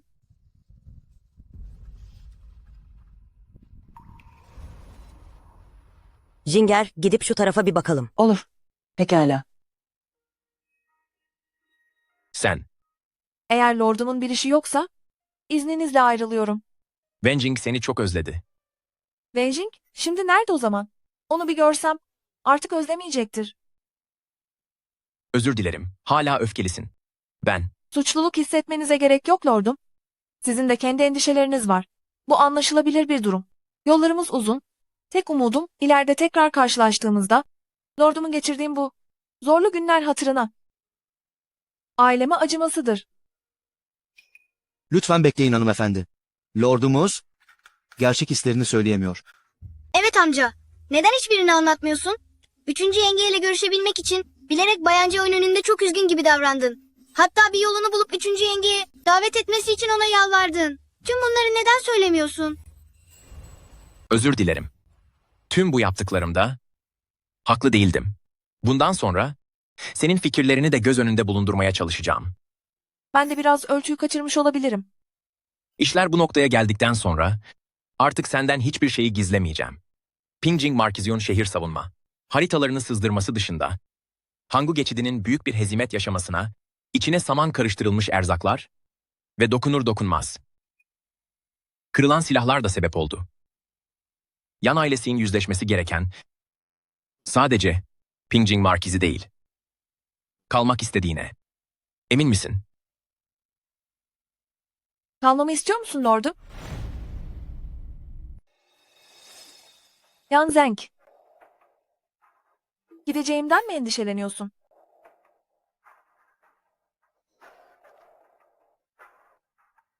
Gitmiyorum. En azından sen ayağa kalkıp Yan ailesinin başına geçene kadar gitmeyeceğim. Aslında seninle bir gelecek hayal etmiştim. Fakat evlendikten sonra fark ettim ki hiç de düşündüğüm gibi birisi değilmişsin.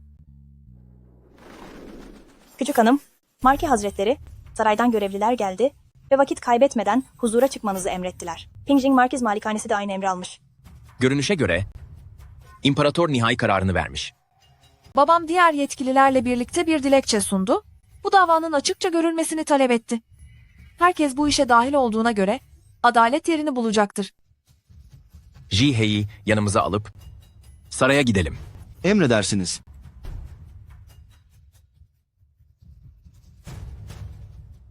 Hanımefendi, adamlarımızdan bir haber aldık. Prens, Yu az önce ana kraliçenin yanından çıkıp doğrudan Dali Tapınağı'ya gitmiş. Pingjing Markisi, ana kraliçenin öz yeğenidir. Kadını korumak için A Jiao susturup Marki'yi kurtarmaya çalışıyorlar. Hemen Dali Tapınağı'ya gidelim. Emredersiniz. Anning Markisi, bugün seni buraya Hangu Geçidi meselesi için çağırdım. Yapılan incelemelere göre Hangu Geçidi'deki yenilgi alçakça bir ihanetin sonucudur. Bu işin asıl suçlusu şüphesiz o haritaları çalan kişidir. Sen ne dersin? Peki, majestelerine göre hırsız kim olabilir? Dali Tapınağı meseleyi çözmedi mi?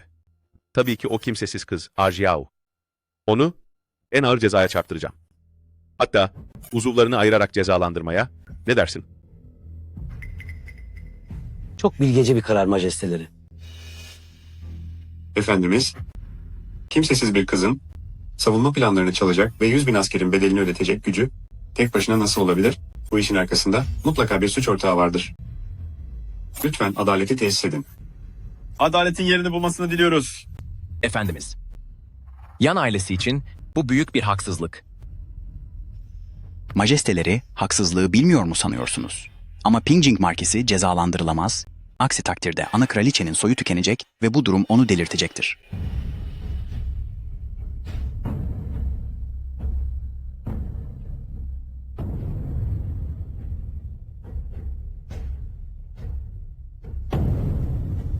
Bendeniz Chu Hanedanı, suçlu A Jiao ile huzurunuzdayım. Yan ailesi için adalet istiyoruz. Majesteleri, kızım ne yapacağını şaşırdı. Lütfen majesteleri. Bırakın içeri girsin.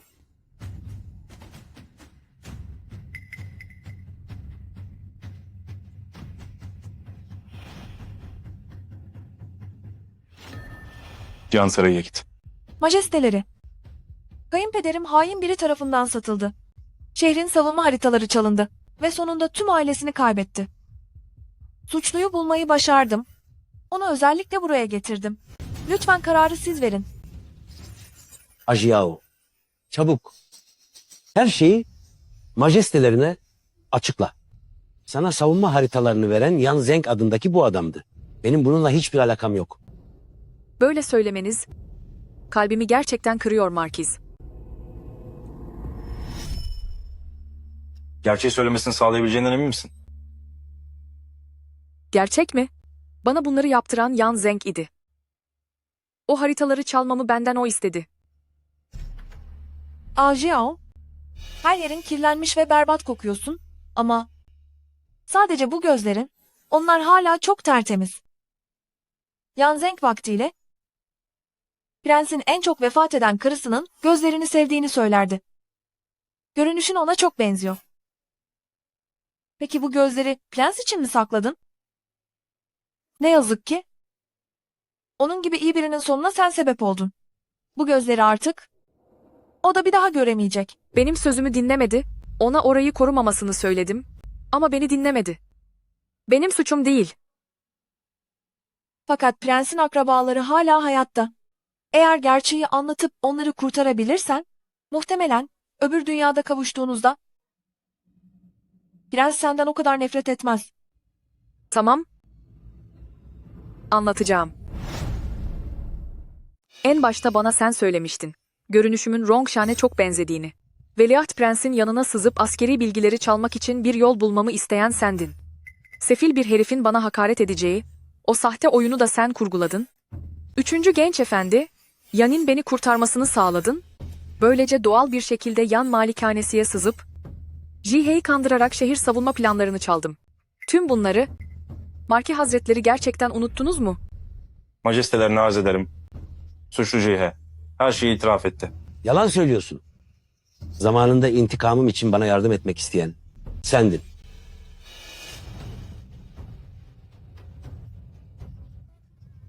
İmparator kuzenim, gerçekten hata yaptım, yapmayacağım. Bir daha asla cesaret edemem. Üçüncü efendi Yan, Annik Markizi, üzgünüm. Gerçekten çok pişmanım. Lütfen merhamet et, bana bir şans ver. Yeter artık. Askerler, Pingjing Markizi askeri sırları sızdırdığı ve büyük generale komplo kurduğu için affedilemez bir suç işlemiştir. Şu andan itibaren unvanı geri alınsın, zindana atılsın ve vakti gelince cezalandırılsın. İmparatoriçe Hazretleri teşrif ediyorlar. İmparatoriçe Hazretlerini selamlıyoruz. Anne, senin burada ne işin var? Eğer gelmeseydim senin öz yeğenimin başını vurdurmanı mı izleyecektim? Hala kurtar beni. Hala kurtar yeğenini. Hala. Sen Lady Anning müsün? Tam üzerinedir. Lady Anning, saray kapılarını zorladığı için kanunlar gereği 30 değnek cezası verilsin. Askerler, götürün şunu. İmparatoriçe Ana. Onun bu olanlarla bir ilgisi yok. Bir ilgisi olup olmadığı hala şuna bağlı.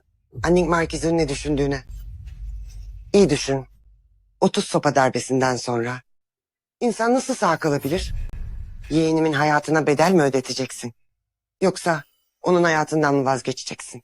Yaner, Benim gibi bir kadının hayatı, Yan ailesinin onuru ve 100.000 sadık ruhun yanında nedir ki? Ben Chu hanedanı sopayla cezalandırılmayı kabul ediyorum. Yaner,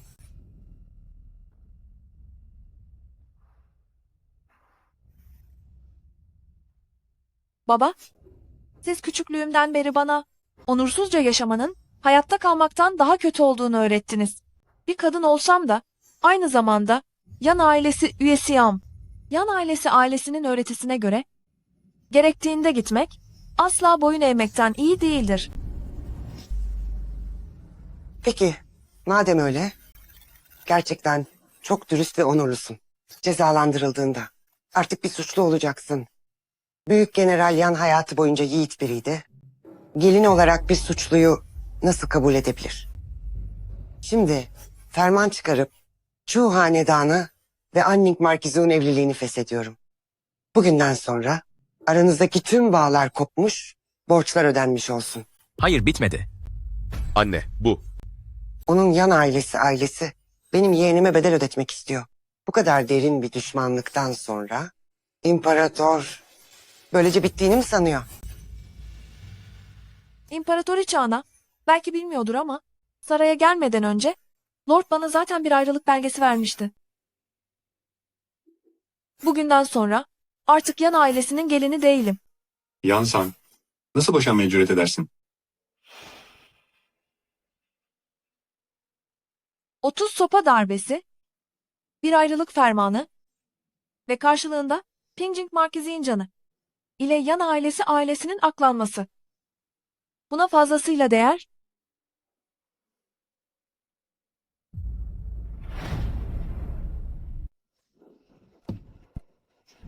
Chu hanedanının kızı, Ruoyan olarak Yan ailesinin 3. oğluyla evlenmek istiyorum.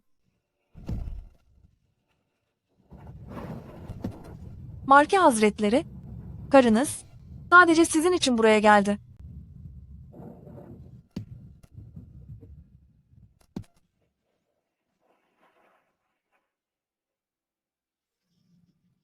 İşini bitirin şunun. Cezalandırın onu.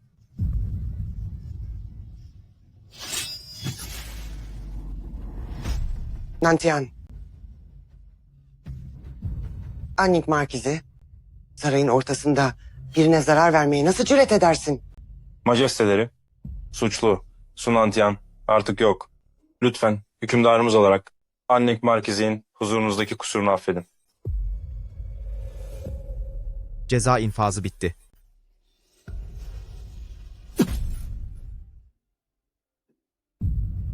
Yaner,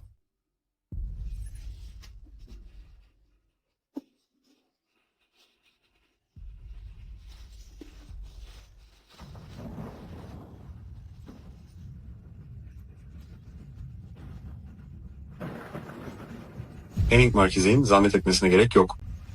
Babam beni artık sevmiyor. Seni aptal kızım. Kızım çok ağır hasta. Önce onu eve götürüp tedavi ettirmem gerekiyor. Lütfen bunu majestelerine iletin. Haydi eve gidelim.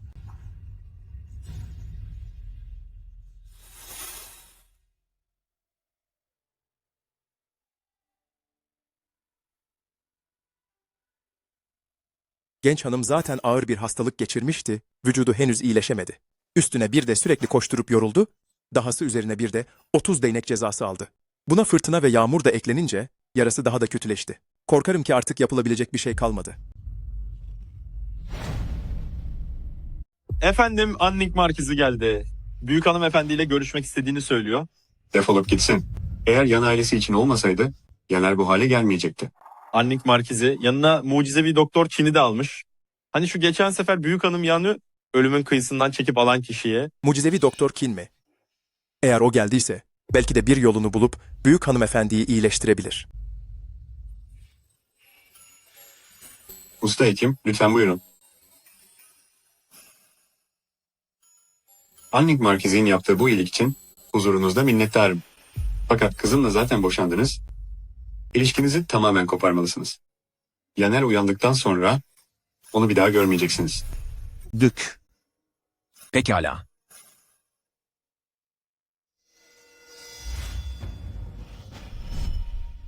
Size söylemiştim. Pingjing Markizi'nin işi bitmeli. Beni dinlemediniz. Şimdi hepiniz bedelini ödeyeceksiniz. Hayır, yapma. Hayır. Uyandı. Sonunda uyandı. Küçük hanım uyandı. Usta doktor, çabuk gelin de küçük hanımımıza bir bakın.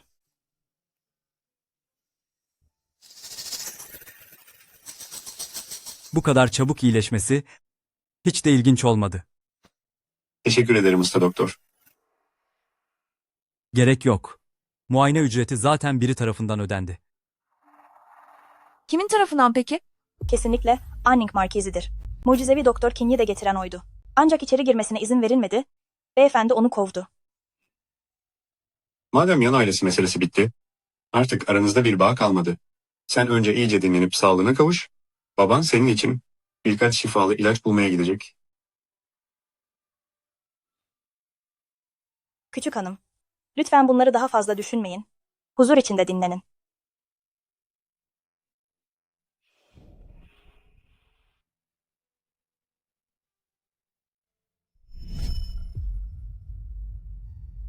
O nasıl oldu? Büyük hanım küçük hanımın zaten eski bir rahatsızlığı vardı. Son zamanlarda sürekli yan ailesinin işleri için koşturup duruyordu. Henüz tam iyileşmemişken bugün yine bu felaketi yaşadı.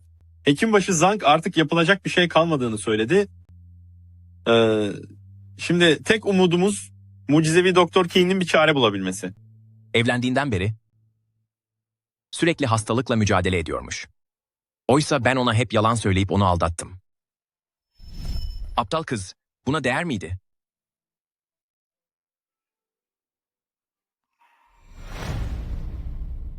Hanımım, durum kötü.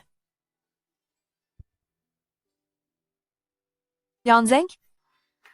Gerçekten aklımı kaçırmış olmalıyım. Buraya gelmesi nasıl mümkün olabilir? Hanımım, kötü bir şey oldu. Hanımım, genç matmazel. Kapının önünde birileriyle tartışmaya başladı.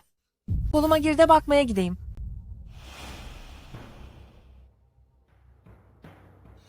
Hadsizler.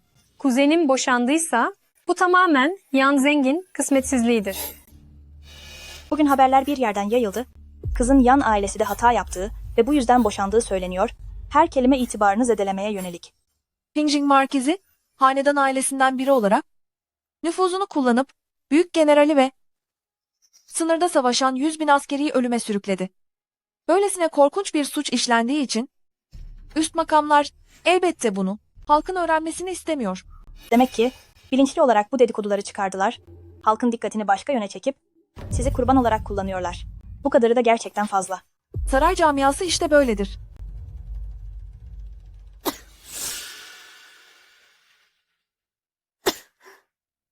Sen neden dışarı çıktın?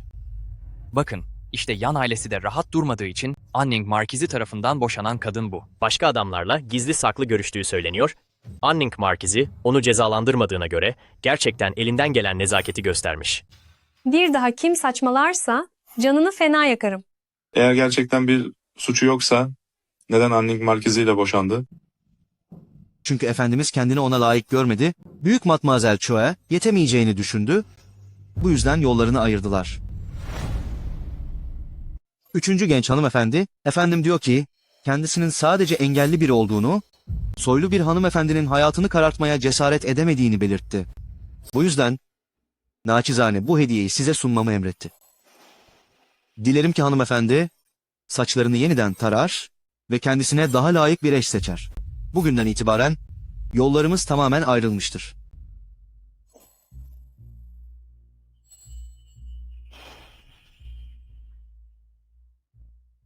Lütfen Marki'ye söyleyin. Ruoyan onunla evlendiğinden, beraber olduğumuz ve her şeyi paylaştığımız o günlerden dolayı asla pişmanlık duymadı. Dilerim bundan sonra kendisini düşünür ve sağlığına çok dikkat eder. Yani bu boşanma konusunda aslında büyük hanımın hiçbir suçu yok. Evet, hangi pisliğin uydurduğu yalanlar herkesi böyle yanılttı. Sen gerçekten delisin. Orası imparatorluk sarayı. Nasıl buna cesaret ettin? Üstelik oraya gerçekten girmeyi başarmışsın. Saray muhafızlarının çoğu yan ailesi birliğindendi. Benim yan ailesi için şahitlik edeceğimi öğrenince pek zorluk çıkarmadılar. Yine de böylesi daha iyi. En azından sevdiğin için her şeyi göze aldın. Annemin aksine. Halay ne oldu? Hep evlatlık meselesi yüzünden. Annemin çocuğu yok, biliyorsun. Düşüncesi şuydu. İkinci şube üzerinden birini evlat edinmek, fakat büyük annem ve babam kesinlikle razı gelmediler. Gidip dışarıdan bir çocuk bulmuşlar ve şöyle dediler. Bu çocukla aralarında özel bir bağ varmış. Sonuçta... Yoksa o çocuk babanın başka bir kadından olan gizli oğlu mu? Bunu nasıl bildin? Gerçekten de akıl kârı değil, gizli saklı doğan bir çocuğun ailenin gerçek varisi gibi yaşamasını ve servetin başına geçmesini planlıyorlar.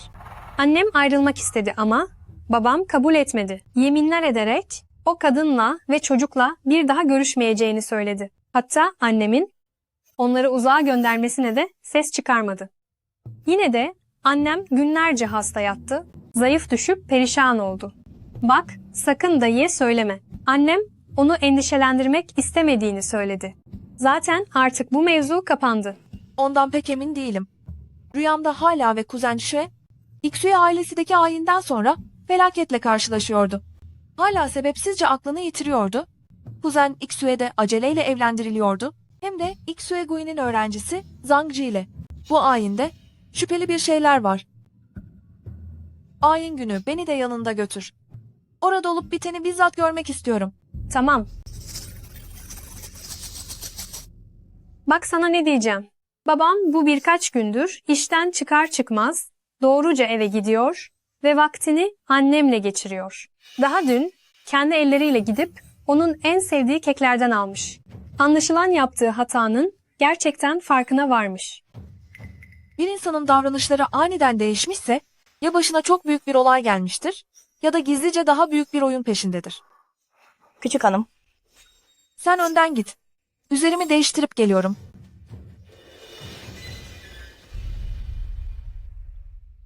Küçük hanım talimatların doğrultusunda büyük halayı takip ediyordum. Az önce birdenbire fenalaştığını söyledi ve hizmetçisi onu buraya getirdi.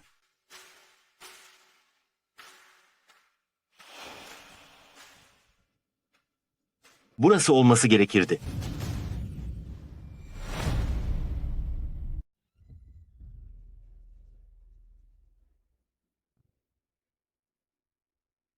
Öğretmenim beni gerçekten aldatmamış. Küçük kız kardeş Şue için rahat olsun. İş işten geçtikten sonra Bayan Şue'in bizi engellemeye nasıl cüret edeceğini göreceğim.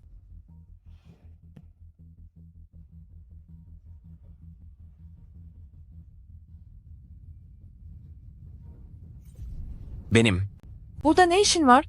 Bu adam zamanında yan ordusu silah alımlarından sorumlu memurdu. Şimdi onu araştırıyorum.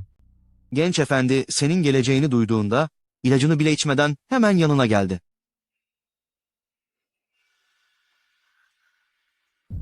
Küçük hanım, gelen kişi Huichun hapı. Bu Şueguin ne kadar kötü bir kalbi var.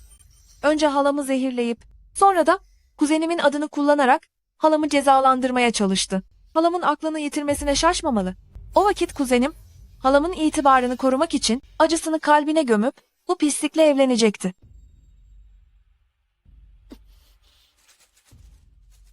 Bu şişenin tamamı içilirse herhalde birkaç öküzü bile yere serer.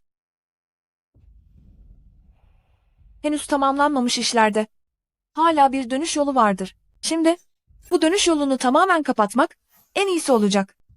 Yolu, sen halama destek ol da yan odada dinlensin. Mengyang, Zhang Xiu yatağa yatırmama yardım et. Peki. Sen de dikkatli ol.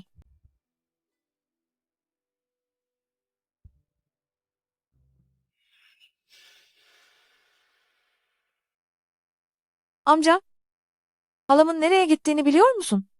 Her yere baktım ama onu bulamadım. Ben de epeydir onu arıyordum. Ha, bu arada hemen ön salona gitti. Yardım için daha fazla adam çağır. Çabuk ol. Git hadi. Git hadi. Çabuk.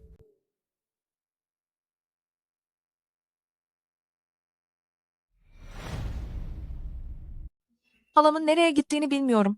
Eniştem benim illa onu aramak için daha fazla kişi getirmemi istedi. Annem öyle biri değil. Yeter artık. Burada neler oluyor?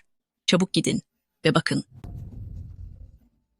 Şu an burada sadece Xue ailesi insanları var. Xue Guin planları ortaya çıksa bile bize yardım edebilecek pek kimse yok. Cao malikanesine git. Efendi Cao bul. Ona şunu söyle. Bu Xue Gui hanımefendiye iftira attı. Yargıtay Başkanı olarak bu duruma müdahale edecek mi etmeyecek mi? Eğer etmeyecekse o zaman ben de mecburen Bayan Cao'dan yardım isteyeceğim. Çabuk git. Seni küstah. Kim burada böyle? Uygunsuz bir iş yapmaya cüret eder. Gelin buraya. Anne. Anne. Anne. Çabuk kurtar beni. Kurtar beni. Çabuk Markiz'i kurtarın. Enişte. Bu da ne? Aman tanrım, bu. Bu durum gerçekten çok utanç verici. Zhangji? Vay canına. Bu kişi. Markiz Xue'nin o övündüğü öğrencisi değil mi? Markiz sanki zorlanmış gibi görünüyor. Seni nankör ve hain. Aşağılık herif. Babam ve evleneceğim kişi rezalet bir iş içindeler. Ah! Zhangji, öğretmenine ihanet edip onurunu çiğnedin. Dali Tapınağı'ya gitsen bile cezasından kurtulamayacaksın. Hey götürün şunu. Ben yapmadım. Ben yapmadım. Her şeyi öğretmenim planladı. Sen? Öğretmenim bana, eğer küçük kız kardeş Şue ile yakınlaşırsak, Bayan Xue'in artık bize engel olmayacağını söyledi. Anne. Ne? Korkma Linger. Annem burada. Saçmalıyorsun. Ben kendi kızıma nasıl zarar verebilirim? Bu gerçek. O zaman öğretmenimin sözünden, döneceğinden korktuğum için sınıf arkadaşımı kapının önüne çağırmıştım. Söylediğiniz her kelimeyi tek tek not etti. Bana inanmıyorsanız onu buraya çağırıp yüzleşebilirsiniz. Sen sadece alt seviye küçük bir memursun. Ne peşindesin? Oğlum neden? Kendi soylu kızını sana versin ki. Çünkü tabii ki Yan ailesinin o silahı yüzünden Zangi, seni Yan ailesinin silahına ne olmuş? Hayır, öyle değil. Ben yanlış söyledim. Hanımefendi, cezamı çekmeye hazırım.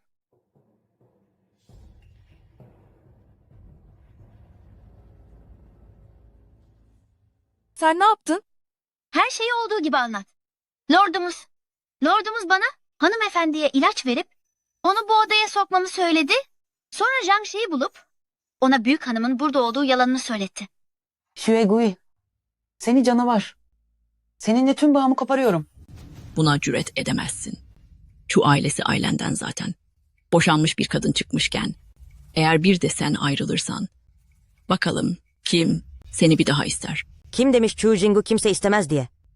O bugün bağlarını kopardığı an, yarın bizim Zhao ailesi tüm görkemiyle onu evine buyur eder.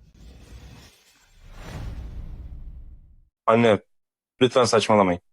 Oğlum ve kardeşlerim zaten yuvalarını kurdular. Ama bak, hala sen varsın. Jinger hiç merak etme. Bizim Kao ailesi bazı aileler gibi değildir. Birincisi dışarıda başka kadınlarla düşüp kalkmaz. İkincisi başka birinden gayrimeşru çocuk yapmaz. Benim bu büyük oğlumun yaşı biraz geçkin olsa da mevkisi de bir o kadar büyüktür. Yani bir bakıma birbirlerine uygun sayılırlar. Zhao Yang, ben henüz yok olmadım. Neden her işe burnunu sokuyorsun? Bugün benim Şue ailesinin özel yemeği. Öyle mi? Peki benim gibi bir devlet görevlisinin burada işi ne acaba? Elbette Efendi Chao, adaletli ve dürüst olduğu için yükü de bir o kadar ağır olur. Annemi kullanarak beni tehdit ettin. Yüküm ağır mıymış? Pekala. Boş konuşmayı bırakın. Markik Şue. Resmi işine iftira attın. Onun onurunu lekeledin. Yasalara göre bunun cezası hadım edilmektir. Babacığım, Abi, Daha fazla söze gerek yok. Ben burada olduğum sürece kimse seni ezemez. Eyvah. Marquis Şue, harika bir iş çıkarmışsın. Başka kadınlarla olup gayrimeşru çocuk yapman yetmiyormuş gibi bir de cesaret edip böyle iğrenç yöntemlerle Jinger'e oyun mu oynarsın? Bu ne büyük bir cüret. Vaktiyle yemin etmiştin, eğer Jinger'a ihanet edersen soyunun kuruyacağını ve huzur içinde can veremeyeceğini söylemiştin. Şimdi kararını ver.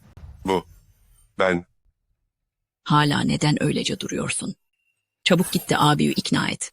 Eğer 2 kelime edersen bugün olan her şeyi geçmişte bırakabiliriz. Hala asilzade eşi olarak kalmaya devam edebilirsin. öyle ya. o iş imkansız. Bu Marquis Şue ve o adamın gizlice uygunsuz işler çevirdikleri ortada. Muhtemelen artık masum biri değil. Xiu Ling, buna sessiz mi kalacaksın?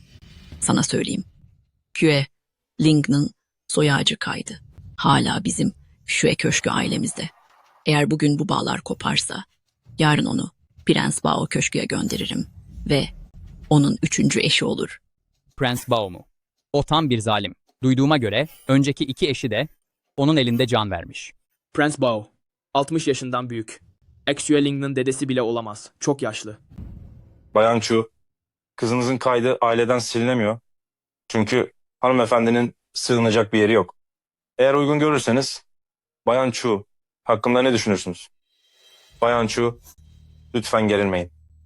Eğer kabul ederseniz, Bayan Xue benim korumam altına girecek ve gelecekte Zhao Malikanesi ailesinin asil kızı olarak evlenecek.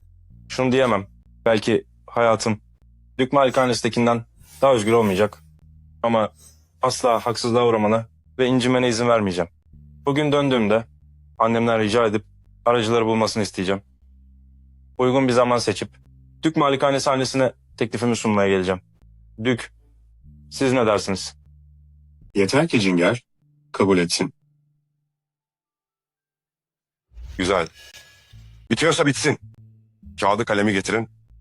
Gerek kalmadı. Senin için çoktan hazırladım bile. Sadece parmak basman yeterli. Ama bu Güzel. Yardımınız için teşekkürler büyük hanım. Tebrik ederim hala. Nihayet özgürlüğüne kavuştun.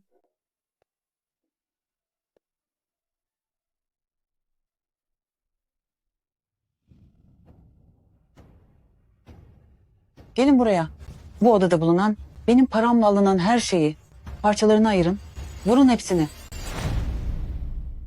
Eyvah. Parçalamayın artık. Durun. En sevdiğim çift ejderha kutlu vazom. Onu kıramazsınız. Kırmayın onu. Hanımefendi. Mark Xue. Kendinize gelin. Mutlu bir evlilik.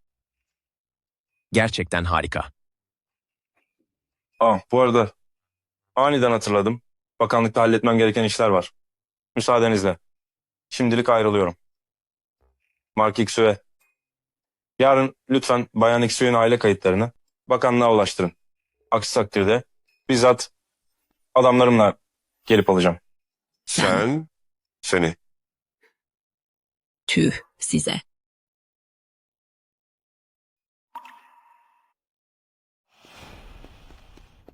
Efendi Cao, lütfen bekleyin. Az önce Zhangshi, Yan ailesinin silah meselesinin Şuegu ile bağlantılı olabileceğini söyledi. Eğer bu doğruysa Büyük General'e tuzak kuran sadece Pingjing merkezi değil demektir. İçiniz rahat olsun. Bu konuyu bizzat araştıracağım. Teşekkür ederim Efendi Cao. Ayrıca bugünkü olanlar için Ben bakanlıkta çok acil bir işim var. Artık gitmem gerekiyor. Efendi Cao, bakanlık binası sağ tarafta kalıyor. Neden bu kadar hızlı kaçtı? Ona teşekkür etmek istiyordum. Hala, merak etme. Gelecekte bunun için pek çok fırsatımız olacak.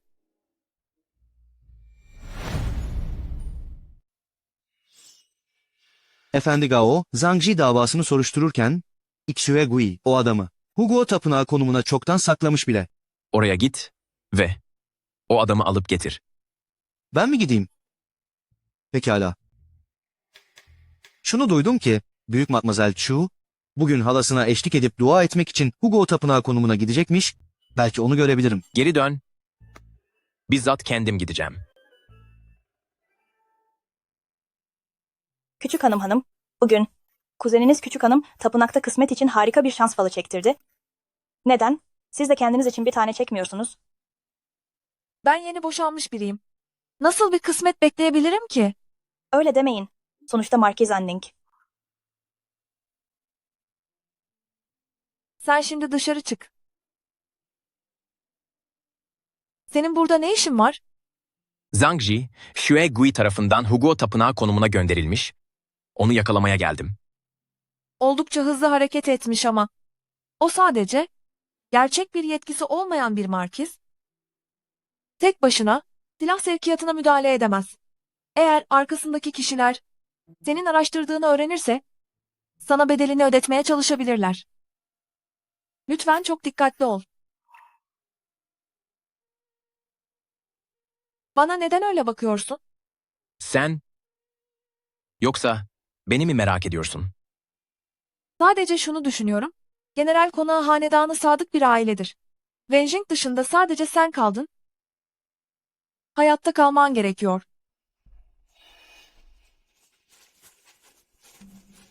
Buraya yanıma gel.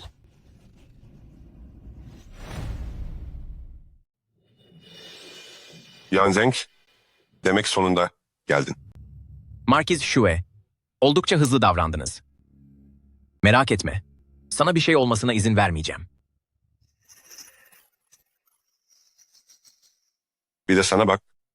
Pingjing Markiz'in işini bitirseydin her şey bitecekti. Ama sen her şeyi en ince ayrıntısına kadar araştırmaya kalktın, belanı resmen kendi ellerinle aradın. Saldırın.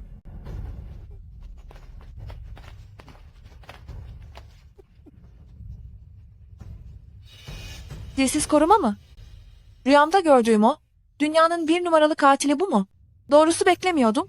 Yan Zeng meğer her şeye hazırlıklı gelmiş. Bunu kasten mi yaptın? Markiz Su, eğer buraya tek başıma geldiğimi söylemeseydim, nasıl gelmenizi sağlayabilirdim? Konuş. Asıl azmettirici kim? Bilmek mi istiyorsun? Pekala. Arsenal Bürosu Müdürü Liu Changping Savaş Bakanlığı yetkilisi Lang Gongqing, ayrıca sahte silah yapımından sorumlu olan tüm irili ufaklı memurlar, bir de tepedekiler var ki onlar saymakla bitmez. O kadar çok insan var ki hepsini cezalandırabileceğini mi sanıyorsun? En üstten en alta kadar resmen koskoca bir şebeke birlikte çalışıyor. Pislikler.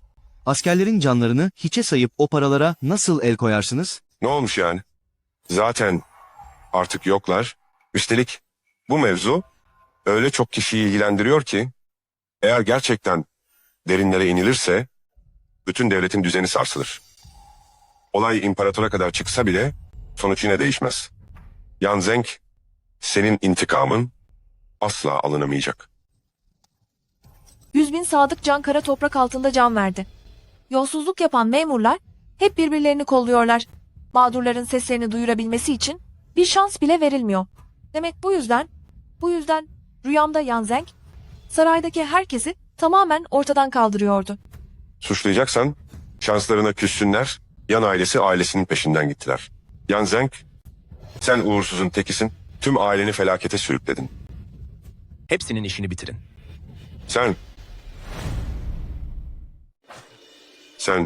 Sen sahiden bana saldıracaktın. Dur. Ona zarar veremezsin. Ruoyan, yoldan çekil. Eğer onu cezalandırırsan gerçek planlayıcının kim olduğunu asla öğrenemezsin. Evet, kesinlikle haklı. Beni ortadan kaldıramazsınız, bana dokunamazsınız. Genç hanımefendi, içiniz rahat olsun. Markis onayladığı sürece konuşmasını sağlayacak pek çok yolumuz var. Sizin yollarınız, sizin yönteminiz sadece durmadan can yakmak mı? Masum olup olmadıklarına bakmadan yoluna çıkan herkesi yok etmen mi gerekiyor? Öyle mi? Öyle olması gerekmez mi? Onlar bize zerre kadar adalet sağlamadıklarına göre yok olup gitmeleri çok daha iyi.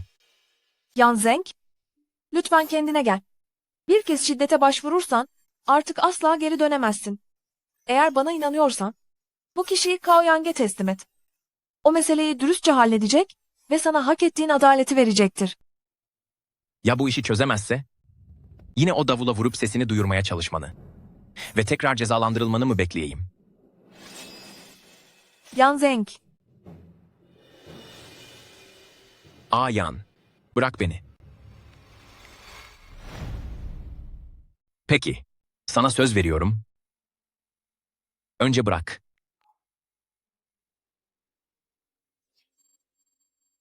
Yürü.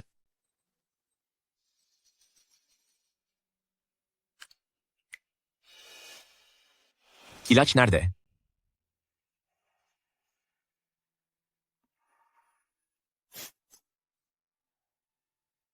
Şimdi mi acıdığını hissettin? Az önce neden kahramanlık yapıyordun? çünkü senin yine rüyadaki o karanlık yola girmenden korktum. Lordum, sana haksızlık ettiler. Bu onların hatası. Ama bu yüzden kendinden vazgeçersen asıl o zaman hiçbir şeye değmez. Prens huzur içindeyse seni böyle görmeyi asla istemezdi. Ya sen? Ben de sizin bu halde olmanızı istemem. Hayat zor olsa da eğer bu dünyada seni önemseyen bir kişi bile varsa kendinden vazgeçmemelisin. Wenjing o çocuk, Yan Zeng'nin böyle olduğunu bilseydi o da çok üzülürdü. O beni önemsiyor. Tamam, sana söz veriyorum. Ancak onun işini bitirmem gerekiyor. Yanında olacağım.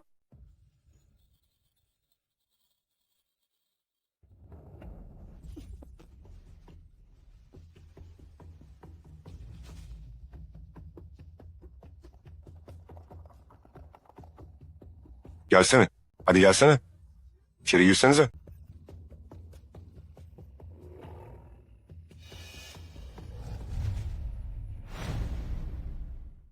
Demek kaçabiliyormuşsun. Burası eski hanedandan kalma terk edilmiş bir arena mağarası.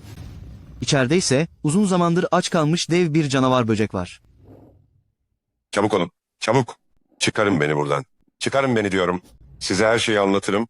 Asıl planı kimin yaptığını söyleyeceğim. Sence hala başka bir seçeneğin var mı?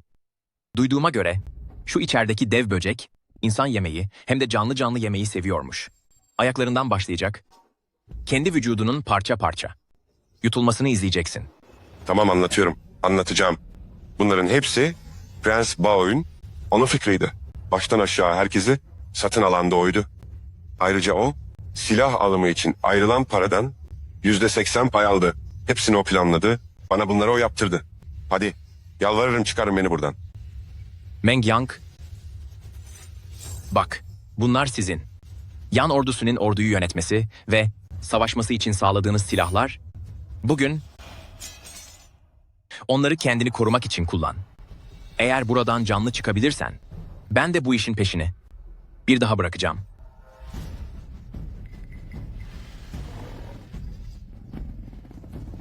Çıkarın beni buradan. Lütfen çıkarın. Az önceki şeyler seni korkuttu mu? Biraz ürkütücüydü.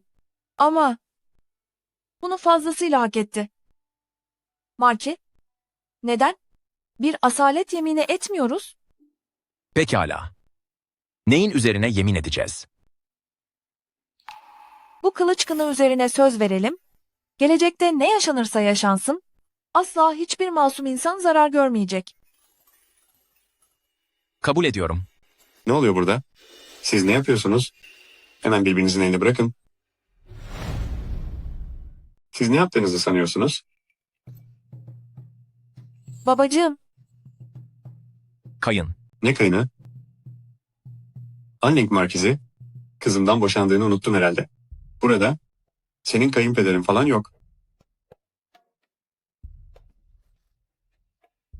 Eğer Gao Yang'dan bazı haberler almasaydım, dağdan indiğinden haberim bile olmayacaktı. Hemen hanımefendiyi içeri götürün. Emredersiniz. Anning Markizi, sakın bana verdiğin sözü unuttuğunu söyleme. Sayın Dük, öfkenizi benden çıkarın. Yan Zeng'ün canını almak isteseniz bile. Tek bir kelime bile etmem. Ama onu görmememe gelince, işte bunu yapamam. Seni gidi. Müsterih olun Dük Hazretleri. Onun, ailesinin ve değer verdiği hiçbir şeyin zarar görmesine izin vermeyeceğim. İntikam, benim meselem. Onu bu karmaşanın içine çekmeye cüret eden her kim olursa, ona gününü gösteririm. Fakat hiç düşünmedin mi? Onu her defasında fırtınanın ortasına sürükleyen aslında sensin. Eğer onun iyiliğini gerçekten istiyorsan, ondan uzak durmalısın.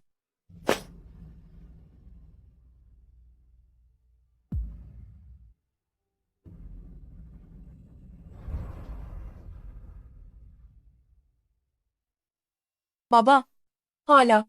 Bak hala, şu aralar kuzenin için birini arıyoruz. Bence sen de adaylara bir göz atmalısın. Bir bak bakalım, gözün kimi tutacak? Gelin gitmek istemiyorsan bile, iç güveysi gelmesine de razıyım. Yoksa hala, o Yansan denen adamdan umudunu kesmedin mi? Baba, kızıyla böyle mi konuşulur? Bir bak şunlara. Nazik olanlar mı dersin?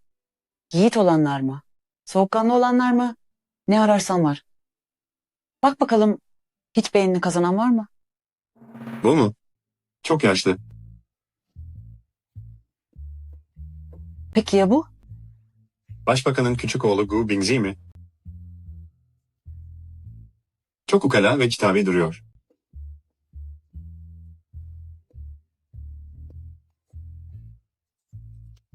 Buraya bir dulun nasıl sızmasına izin verdiler?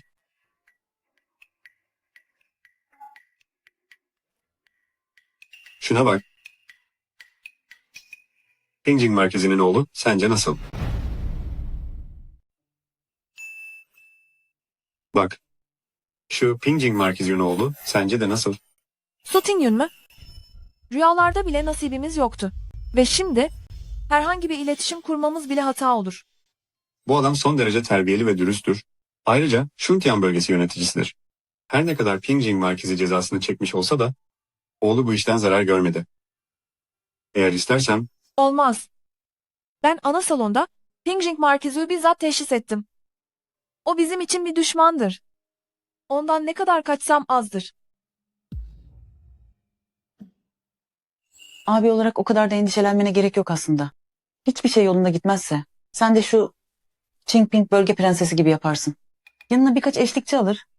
Vaktini dilediğin gibi rahatça geçirirsin. Başka çare kalmazsa ancak böyle yapabiliriz. Fakat bunu gizli tutmalıyız. 3 gün sonra Büyük Av Partisi başlıyor. O zaman geldiğinde başkentin tüm seçkin beyleri İmparator Hazretlerinin huzurunda tüm yeteneklerini sergileyecekler. Sen de o fırsatı değerlendirip aklına yatan birisi var mı bakarsın. Baştan uyarayım. Şu yan ailesi denilen çocuk asla olmaz. Bakarız artık. Bu arada baba, bugün bizzat Exuegui'den öğrendiğim kadarıyla yan ailesinin silahlarıyla ilgili sorunların arkasında Prens Bao varmış. Prens Bao mu? Güzel. Babana güven, ne yapacağımı biliyorum. Sen sakın ağzını açma. Hiçbir şey bilmiyormuşsun gibi davran. Ki kendi başını belaya sokmayasın. Görüşmek mi? Evet. Dük Chu ayrıca şunu dedi. Başka bir çözüm bulunamazsa genç hanımın konakta kendine bir grup eşlikçi edinmesini önerdi. Dedi ki, Ne dedi? soyadı Yan olan birine. Asla izin vermedi. Genç hanımın av alanında iyice etrafına bakınmasını ve eğer becerikli bir beyefendi görürse durumu tekrar değerlendirebileceğini söyledi.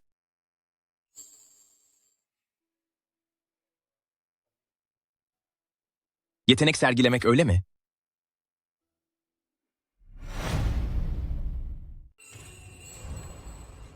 Dai Shaoqing mi? Evet. Dışarıda herkes bunu konuşuyor. Bugünkü görüşmede babam, Başbakan Gu, Büyük Eğitmen Rong ve Efendi Gao, hükümdarın Anning Merkezi için silah kaçakçılığı davasını soruşturması yönünde ikna etmişler. Hükümdar bunu kabul etti, onu geçici Yargıtay Müsteşar Vekili olarak atadı. Eğer bugün bu davayı çözerse artık o vekillik ibaresini kaldıracağını söyledi. Yargıtay Müsteşarı kimliğiyle Prens Bao'yu soruşturması gerçekten çok daha makul. Rüyamda da saraya döndüğünde mevkisi buydu sanki. Yoksa kaderde gerçekten yazılı mıymış? Ama Üzgünüm, benim kabalığımdı. özür dilerim. Dikkat etmemişim. Ona karşı neden? Böyle açıklanamaz bir aşinalık ve pişmanlık duyuyorum. Bayan Chu. İşte yeşim taşın. Teşekkür ederim efendim. Ayan. Senin burada ne işin var? Ayan. Senin ne işin var burada? Bay Su'nun binicilik becerilerini duyunca özellikle görmeye geldim. Bay Su, bugün neden ata binmedin? Atım dün gece. Ne yediğini bilmiyorum ama bugün mide sancısından dolayı sahaya çıkamadı. Çok iyi. Dünyanın bir numaralı adamını gece yarısı el altından ahırlara atları zehirlemeye gönderince iyi olmaz mı? Ayan, seni geri götüreceğim. Matmazel Chu izninizle ayrılıyorum. Babanın da yardımıyla Prens Bao'nun suç delilleri makamlara sunuldu. Yine de o kişi alçak yöntemler kullanır, dikkatli olman lazım. Ben buralardayım. Bir sorun olursa gelip beni bulabilirsin. Teşekkürler lordum.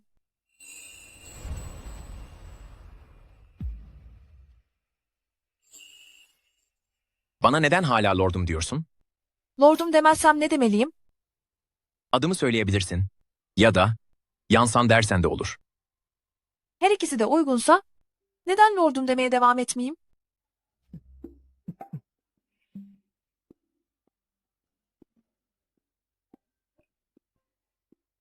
Üçüncü efendi.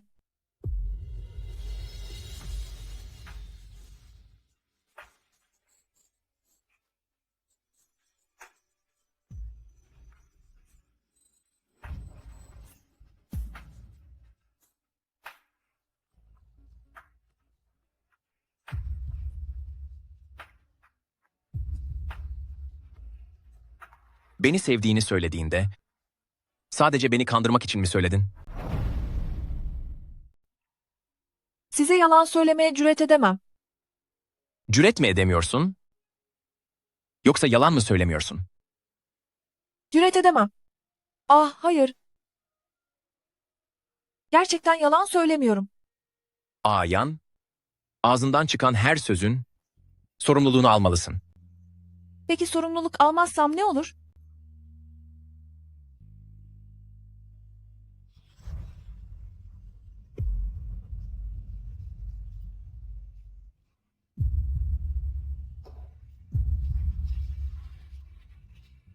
Almazsan işte böyle olur. Seni edepsiz.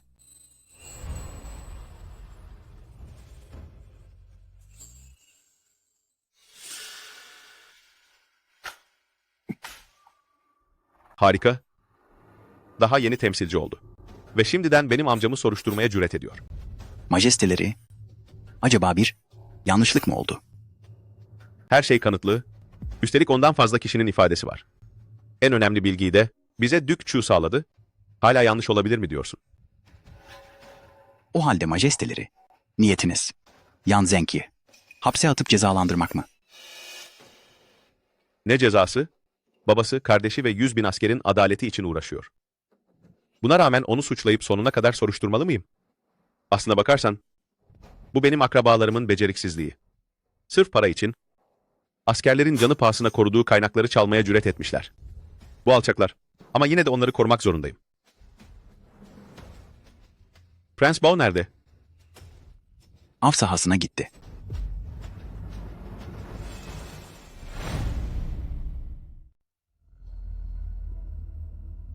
Küçük hanım, buyurun. İstediğiniz şey burada. At yetiştiricisinin söylediğine göre bu ilaç oldukça sert etkiliymiş. Ata verildikten sonra hayvan son derece huysuzlaşacaktır. Eğer bu enerji boşaltılamazsa atın canı yanar ve bedeni iflas eder. Bu yüzden son derece dikkatli olmalıyız. Anlıyorum. Eğer bugün Anning Markizi adam gönderip bizi uyarmasaydı, Prens Bao'in bizi gözlemek için adam görevlendirdiğini bilmeyecektik. Babam elindeki yolsuzluk kanıtlarını aldı. Chu ailesiye bir şey yapamayınca doğrudan beni hedef aldı. Madem bu tür işlerden hoşlanıyor, biz de istediğini ona verelim. Sen şimdi geri dönebilirsin. Küçük hanım, her konuda dikkatli olun.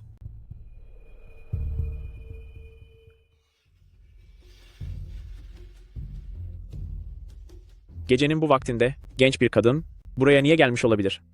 Sana ne? Hem prensimiz. Böyle heyecanları sever. Gidip prense haber ver. Ben buradan nöbet tutarım.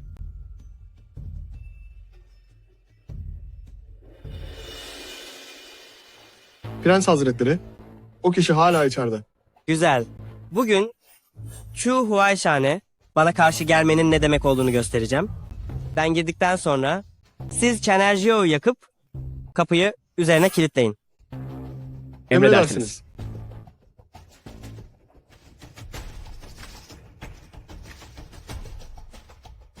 Hayır.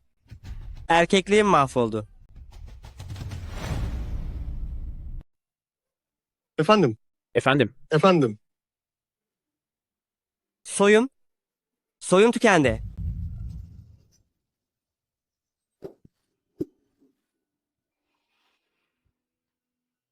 Yan Zeng, Kendini yine büyük bir tehlikeye attın.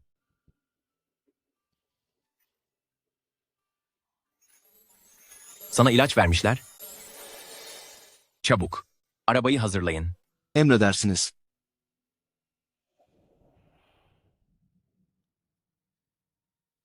Bayan Chu'ya ne oldu? lütfen gitme. Tamam. Gitmeyeceğim. Anning Markizi, onu nereye götürüyorsun? Bayan Chu'nin hemen bir hekime görünmesi gerek. Yan, sakın hareket etme.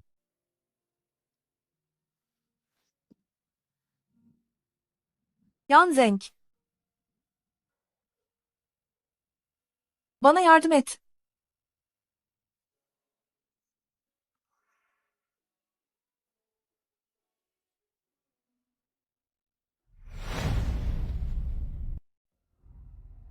Doktor, durumu nasıl?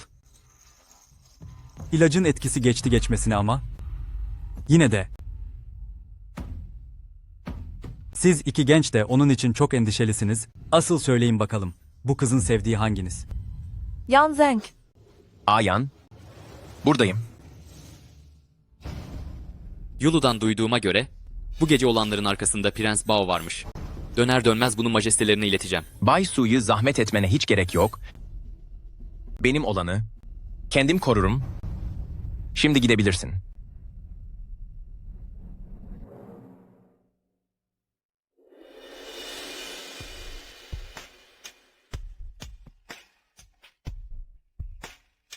Uyandın mı?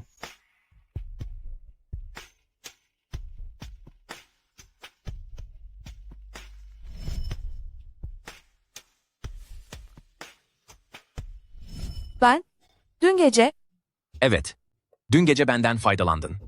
Ben mi? Senden mi faydalandım? İşte kanıtı burada.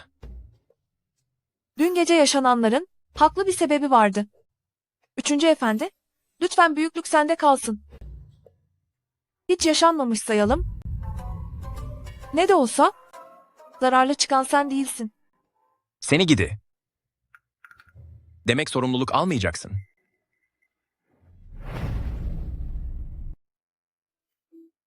Üçüncü efendi. Geçmişte aramızda ne yaşanmış olursa olsun. Şimdi durum. Bir telafi. Ne? Seni zehirden kurtardım. Ayrıca senin için mucizevi Doktor Çin buldum. Bunun bir telafisi olmalı, değil mi? Fakat yanımda hiç para yok. Peki. Eğer paran yoksa, o zaman bunu başka bir yolla telafi et. Ayan, eğer benimle arana mesafe koymak istiyorsan, her şeyi iyice hesaplasan iyi olur. Ayan, kendi kalbimden artık eminim. Peki ya senin kalbin? O ne durumda?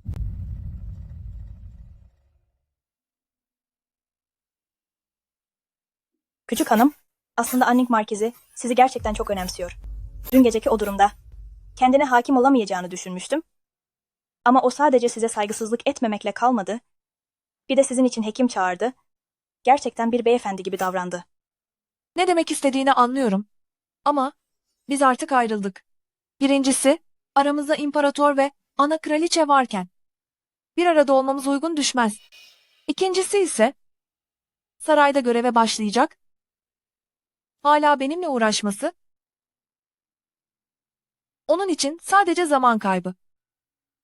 Fakat Anning Markizi sanki sizin tarafınızdan oyalanmaktan korkuyor gibi durmuyor.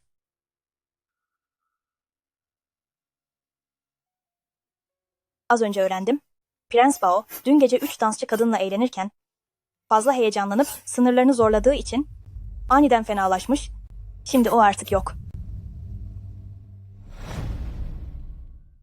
O Yan Zeng. Bu hamleyle beni de olaydan sıyırdı.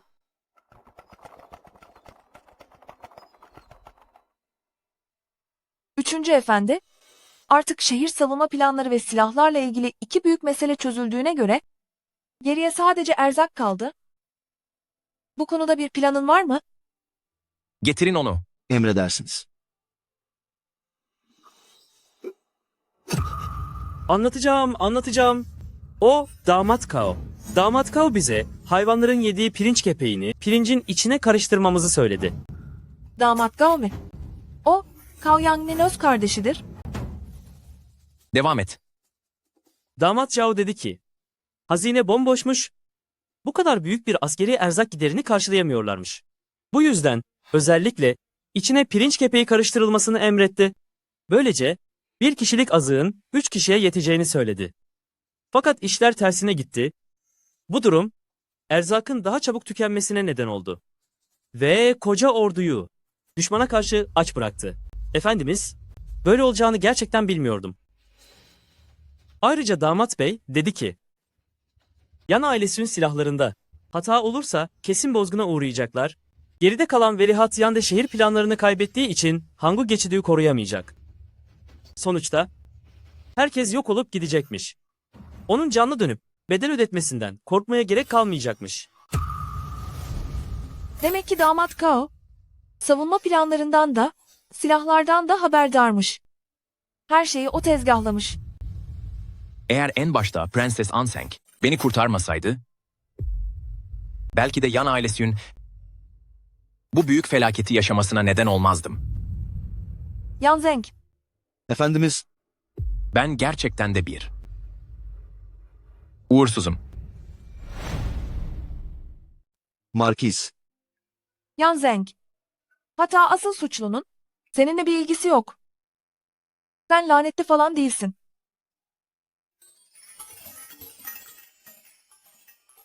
Ayan, Yan Zeng, katili serbest bırakmanı istemeyeceğim.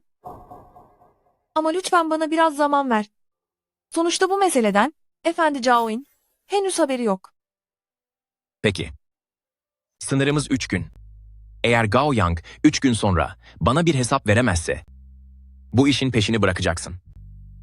Ve sakın kendini tehlikeye atma. Tamam.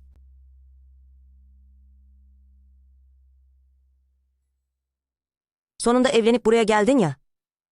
Artık büyük oğlanın bazı işleri için benim endişelenmeme gerek kalmadı.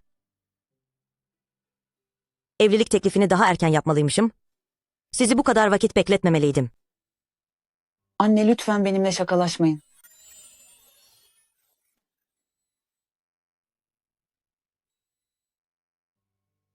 Beyefendi, yüzümde bir şey mi var? Hayır, bir şey yok. Sadece düşünüyordum. Kendini çok fazla yorma. Amca,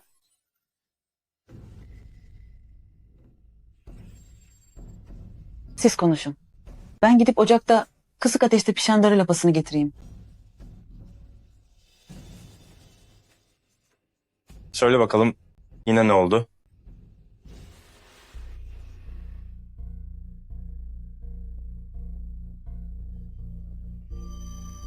Bu nedir? bu, Yan ailesinin 100.000 kişilik ordusunun cephede savaşırken kullandığı erzak ve tedarikten sorumlu olan memur her şeye itiraf etti. Bunu yapan damat Cao, Mümkün değil. Küçük kardeşimin pek bir yeteneği olmasa da asla cesaret edemez böyle bir şey yapmaya. Erzak meselesi için zamanında onu görevlendirmiştim. O da bana işi Müsteşar Yuan'ın hallettiğini söylemişti. Gao Yi, git ve hemen Müsteşar Yuan'ı buraya çağır. Efendim, Yuan Peng dün gece evinde kendi canına kıydı. Bu durumdan size haber vermeye henüz vaktim olmamıştı. Nasıl olabilir? Böyle bir şeyi nasıl yapar? Ailesinin başını belaya sokacak. Bu kadar büyük bir suçu nasıl işler? Bunu sana söyleyen Annik Markiz miydi? evet, bana 3 günlük bir süre verdi. 3 gün. Güzel. 3 gün sonra aile yemeğimiz var. Kardeşim mutlaka orada olacaktır. Yan Zenk'in içi rahat olsun. Onun abi olsam da bir suçluyu asla korumam. 3 gün sonraki aile yemeğinde kardeşimi kendi ellerimle ona teslim edeceğim.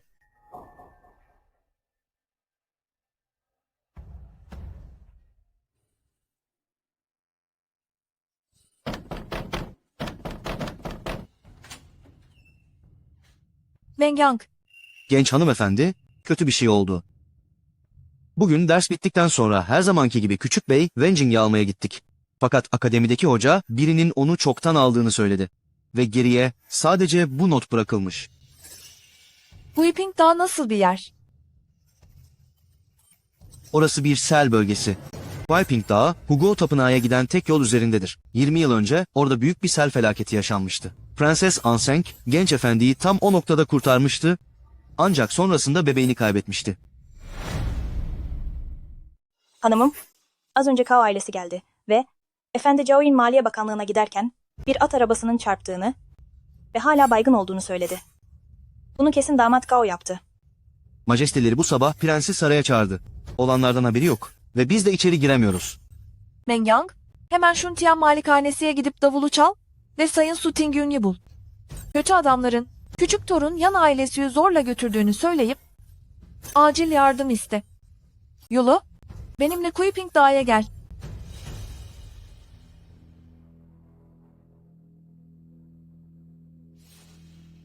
Hanımım, işte orada. Damat Kao. Madem geldin, saklanmayı bırak artık.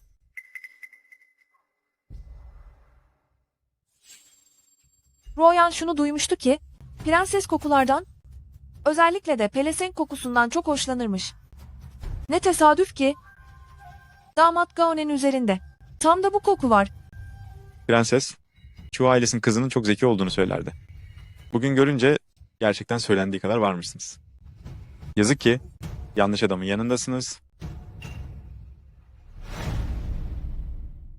Damat Jaoin, bugün yaptıklarından, prensesin haberi var mı? Sizin asıl nefret ettiğiniz kişi Yan Zeng, doğrudan ona gidin. Wen Jing'in bu işle ne ilgisi var? Yan ailesi ailesinden kimse masum değil. Yıllar önce prensesin gönlü Yan Üşüte'ydi. Fakat o nankörlük etti. İnatla eşi olarak Ixiwan'ı seçti. Sonunda prensesin kendi bebeğini kaybetmesine neden oldu. Bu Yan ailesinin hepsi cezasını çekmeli. Yani konsort bunca planı, sırf bekleyip tüm Yan ailesinin sefere çıkmasını, hepsinin işini bir kerede bitirmek için mi yaptı? Evet. Yani şu Yang kendini yenilmez zannediyordu ya. Bilerek onun savaş meydanında yok olmasını istedim. Ayrıca tüm Yan ailesi soyunun bedelini en ağır şekilde ödemesini sağlayacağım. Neyse ki Prens Bao ve Pingjing Markizi beni hayal kırıklığına uğratmadılar. Artık Yan ailesi hanesi bitti. Geriye sadece şu küçük velet Yan Wenjing kaldı. Demek bu yüzden tüm aileyi seninle beraber gitmeye sürüklüyorsun. Amca, Büyük. Abi, sen nasıl olur da? Nasıl olur da? Beklediğin gibi bilinci kapalı değilim diye mi şaşırdın? Kardeşim, sen benim ellerimde büyüdün. Ne yapmak istediğini bilmiyor olabilir miyim? İnanamıyorum. Bir kadın uğruna 100.000 askerin canını hiçe sayıp böyle büyük bir suç işlediğine. Abi, sözlerine dikkat et. O sadece sıradan bir kadın değil. O büyük Şia devletinin prensesi. Abi, daha fazla konuşma. Zamanında tam da burada prenses kendi bebeğini kaybetti. Bugün de ben burada Yan ailesi soyunun sonunu getireceğim.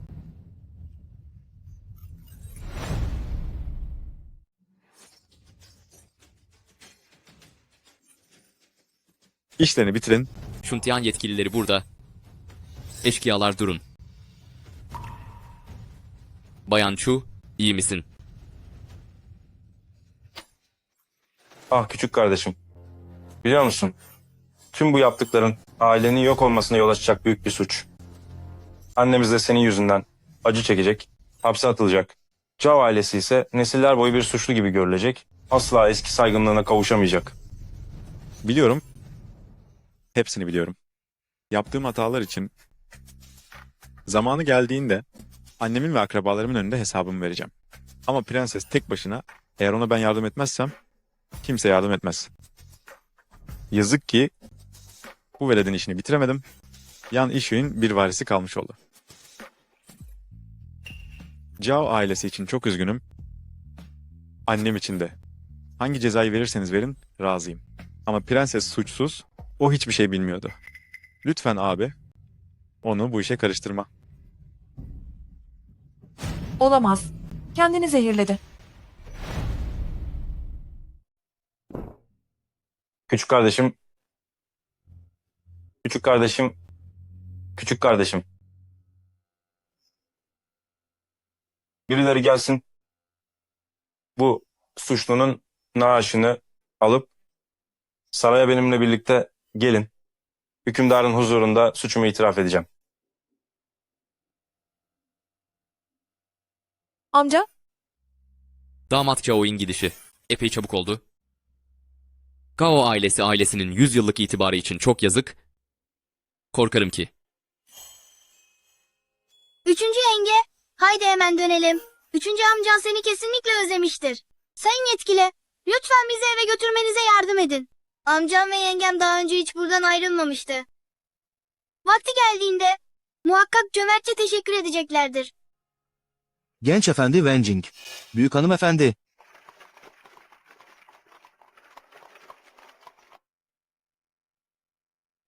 Genç efendi Wenjing.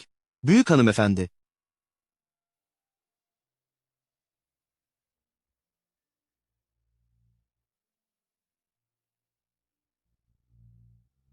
Wenjing, arkana dön.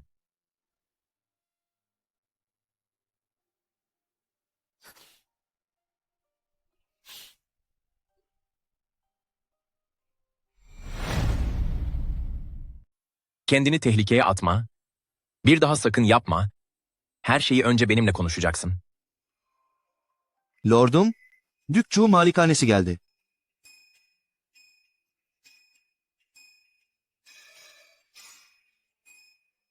Sen küstahlık ediyorsun. Ayan, sen ne dedin? Üçüncü yenge, birisi seni mi üzdü?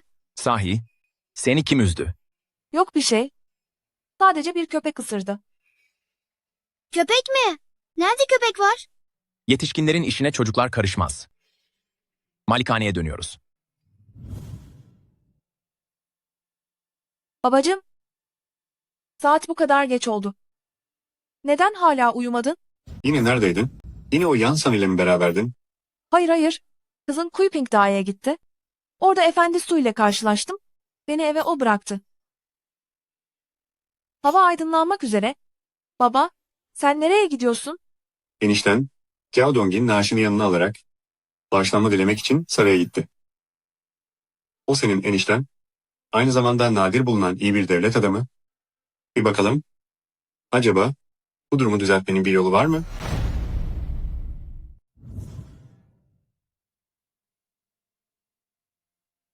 Zahmet verdik efendi hazretleri.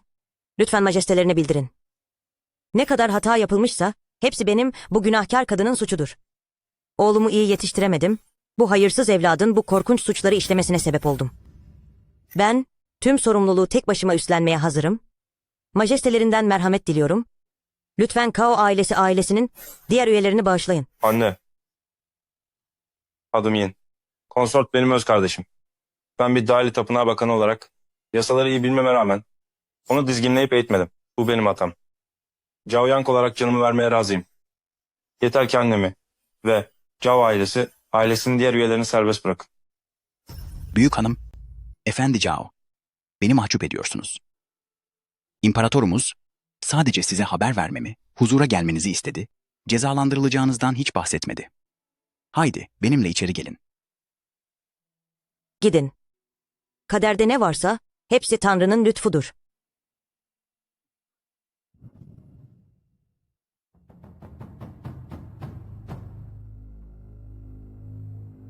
Huzurunuzdayım majesteleri. Ben suçlu kulunuz. Cao Yang. Majesteleri, duyduğuma göre damat Cao, Yan ailesi davasıyla bağlantılıymış. Şu an itibarıyla konsort zaten artık aramızda yok. Hazır bugün Efendi Cao ve Aning Markizi buradayken izin verin de her iki taraf huzurunuzda yüzleşsin. Böylece nihai bir sonuca varabiliriz. Yüzleşmeye gerek yok. Cao Dong gitmeden önce kendi ağzıyla itiraf etti. Erzakları değiştiren oydu. Prens Bao ve Pingjing Markizi ile işbirliği yaparak silahları değiştirdi ve şehir savunma haritalarını çaldı. Bunların hepsi gerçek. Gao ailesi, Yan ailesiye ve cephedeki 100.000 askere ihanet etti. Bugün bana ne ceza verilirse verilsin, Annik Markizi'nin kararına razıyım. En ufak bir şikayetim olmayacak. Cao Dong'in yaptıkları hakkında Cao ailesinin bir bilgisi var mıydı?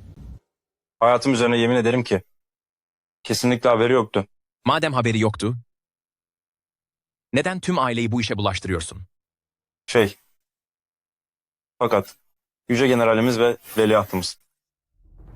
Bu yüzden kulunuz, haşmet meaplarından bir dilekte bulunuyor, Cao Dong en ağır şekilde cezalandırılsın, kimsesiz kalsın ve bedelini en acı şekilde ödesin.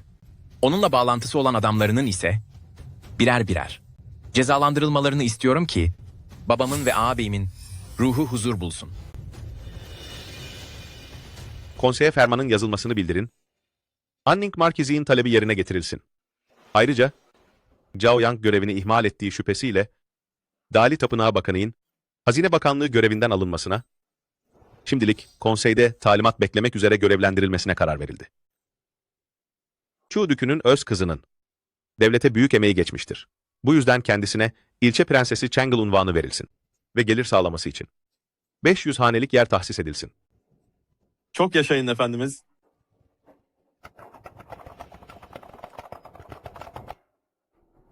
Hadi söyle.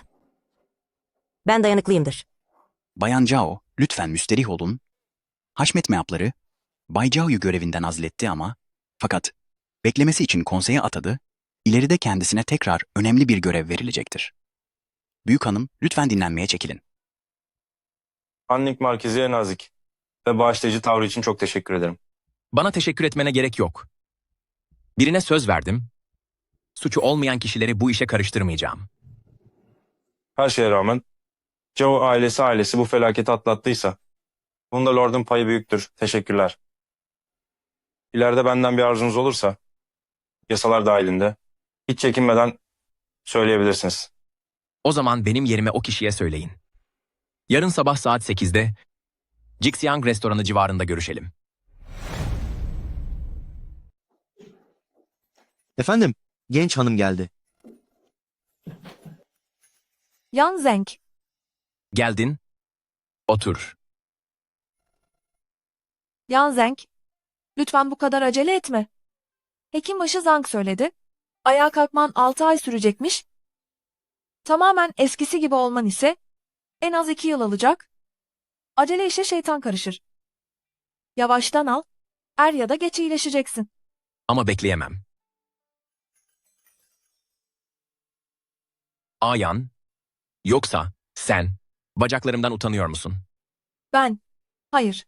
Öyle bir şey yok. Öyleyse neden benden kaçıyorsun? Kaçmıyorum.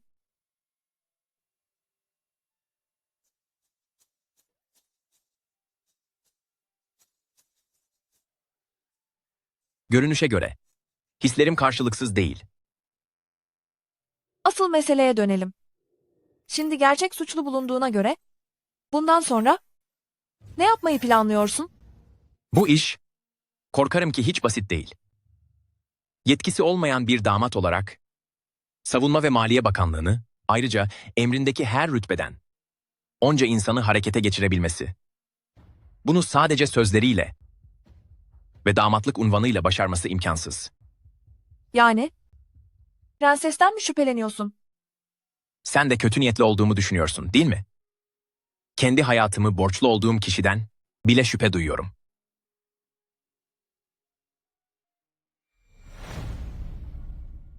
İnsan kalbinin derinliklerini kimse kesin olarak bilemez. Böyle düşünmen oldukça anlaşılır. Siz ikinizin bu cilveleşmesi bitmedi mi? Muayene olacak mısınız, olmayacak mısınız? Mucizevi Doktor Çin. Bu terbiyesiz çocuk dün gece beni zorla buraya çağırdı. Başına gelen onca olaydan sonra eski rahatsızlığının nüksetmesinden korkmuş, özel olarak gelip bakmamı istedi. Merak etme, hiçbir sorun yok. Eskiden seni çok zorladım. Yan ailesi için hasta halinle uğraştın durdun. Yemin ederim, bir daha asla böyle bir şey olmayacak. Teşekkür ederim 3. Efendi. Sana da teşekkür ederim. Zhao ailesi serbest bıraktığın için. Zhao Yang iyi bir memur. Ne? Efendi, Zhao ve Zhao Yang. Bana bak, ilk fırsatta o yaşlı adamı da buraya, yanıma getirt. Onu da bir muayene edeyim. Onun şu kardeşi Chao Dong asla çocuk sahibi olamaz. Belki de doğuştan gelen irsi bir sorundur bu. Çocuk sahibi olamaz mı? Evet, bahsettiğim şu damat Kao yani Kao Dong. 20 yıl önce diyar diyar gezip hekimlik yaparken muayene olmak için beni özel olarak bulmuştu. Nabzına baktığım an doğuştan kısır olduğunu anladım. Tedavi edilmesi de imkansızdı. Bunu duyunca sırrını saklamam için bana yalvardı.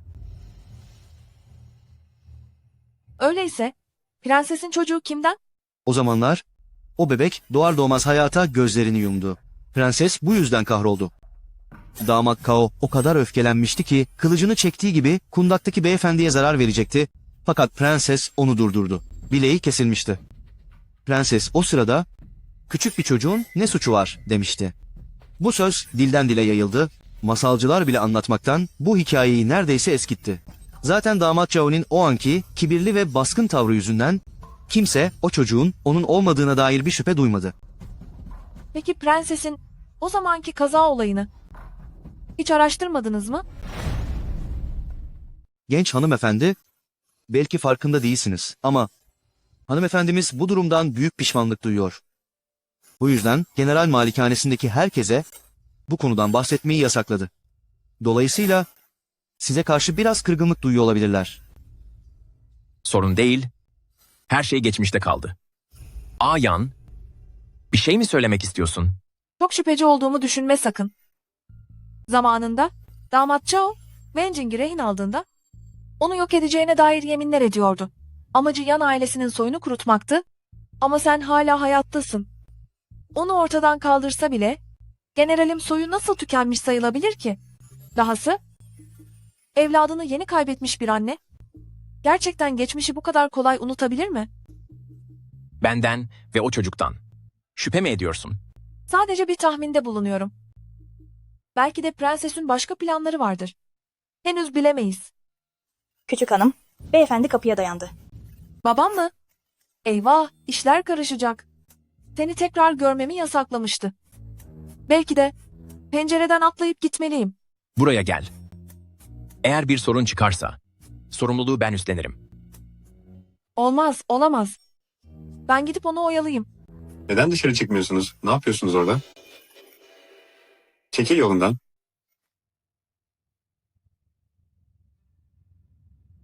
Yalnız mısın? Evet, öyleyim.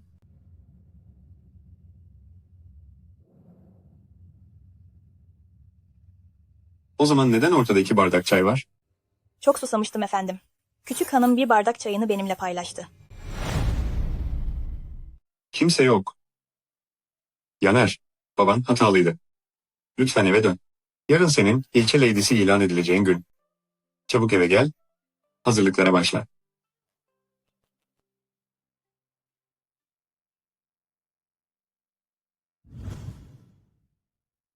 Duydunuz mu? Bu yeni Lady. Vaktiyle ana kraliçeye karşı gelmişti. Hala nasıl unvan alabiliyor? İşte onu bilmiyorsun sanırım. O çok ileri görüşlüydü. Vaktinde Yan ailesine gelin gitti. Anning Markiz'in aklanmasına yardım ettiği için imparatorun takdirini kazandı. Prenses Anşenk geliyor. Prenses saygılarımızı sunarız. Çok yaşayın prenses. Binlerce yıl daha çok yaşayın. Lütfen rahat olun. Bugün ilçe prensesi Changil'in töreni var. Ben de Changil'i çok severim. Nezaketimi göstermek için yanımda küçük hediyeler getirdim. Prensesin takdimleri.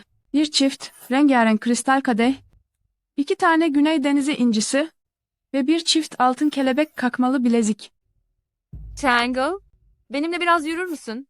Dük'ün konağına, ilk gelişim. Changil emrinizdedir.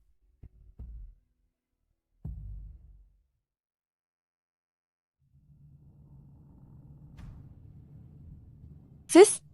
Biliyorum. Geçmişteki o olayı araştırıyorsunuz.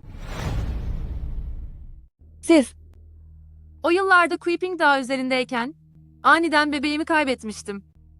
Şans eseri birkaç gün önce Avan'in doğumunu yaptıran Ninesun oradaydı. Ben de ondan yardım istedim. Git ve araştır. Ninesun'u bulursan sormak istediğin her şeyin cevabını alacaksın.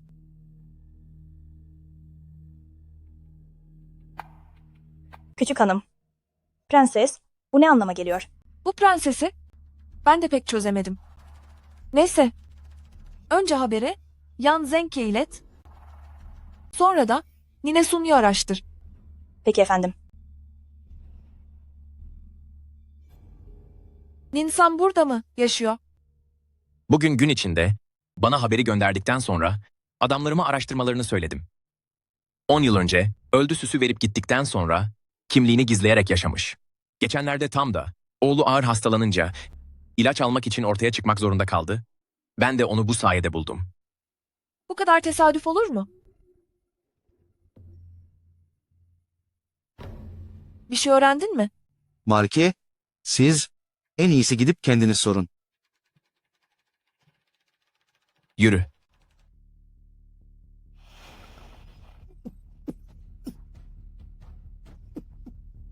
Her şeyi anlatacağım, yalvarırım. Yapmayın, oğluma bir zarar vermeyin. Her şeyi yapan bendim.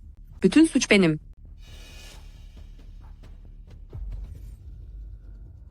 3, 3, 3. Üçüncü genç efendi. Benim sana karşı vicdanım sızlıyor. Sen aslında prensesin çocuğusun. Neler oluyor böyle? Sel felaketi olduğunda canımdan korktum. Ve kaçmak için çabalarken üçüncü genç efendiye dikkat edemedim. Onu sudan prenses çıkarıp kurtardı. Ama prensesin sancıları tutmuştu. Onun doğumuyla ilgilenmekten o an fark edemedim üçüncü genç efendinin durumunu. Dönüp baktığımda ise üçüncü genç efendi artık yoktu. Üçüncü genç efendi gittikten sonra hesap vermekten korktum. O esnada herkes prenses ile yakından ilgileniyordu. Ben de bu işe kalkıştım. Nasılsa prenses bebeği kaybettiği için doğan bebeğin hayatta olup olmadığını kimse bilemezdi. Bu yüzden 2 bebeği değiştirdim. Prensesiye de bebeğinin doğar doğmaz gittiğini söyledim. Sonra da size üçüncü genç efendi diyerek geri gönderdim. Kimse durumu fark etmedi. Yan Zeng, Genç efendi, Sorun yok. Onu çıkardığımda iyi olacağım. nasıl böyle yaparsın? Kendi sağlığını hiç düşünmüyorsun. Dilsiz muhafız, Tuncay ve Nine Sun'u geri götür, gözünün üzerinden ayırma. Meng Yang, arabayı hazırla. Ayrıca, mucizevi doktor, Kin'i malikaneye davet et.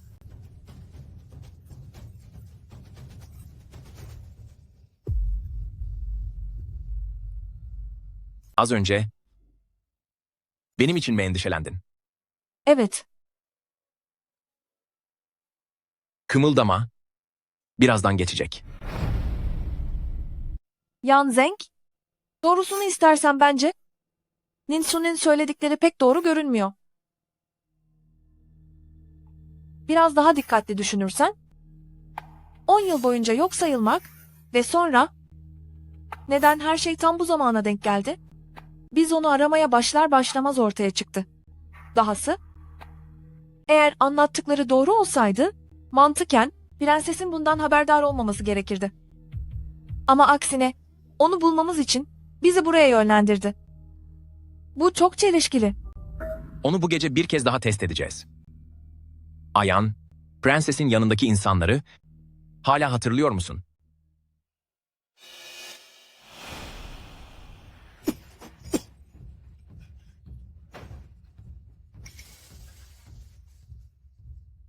Bayan Yuhui. Nine-san, prenses senden hiç memnun değil. Bayan Yuhui, ben sadece prensesin talimatları doğrultusunda konuştum. Sen prensesi kolayca kandırabileceğini mi sanıyorsun? İyice bir daha düşünsen iyi olur. Anladım efendim. Konu Anning Markizi'nin öz babasıyla ilgiliydi. Ancak o zaman şartlar uygun değildi. Hiç soru sormadılar.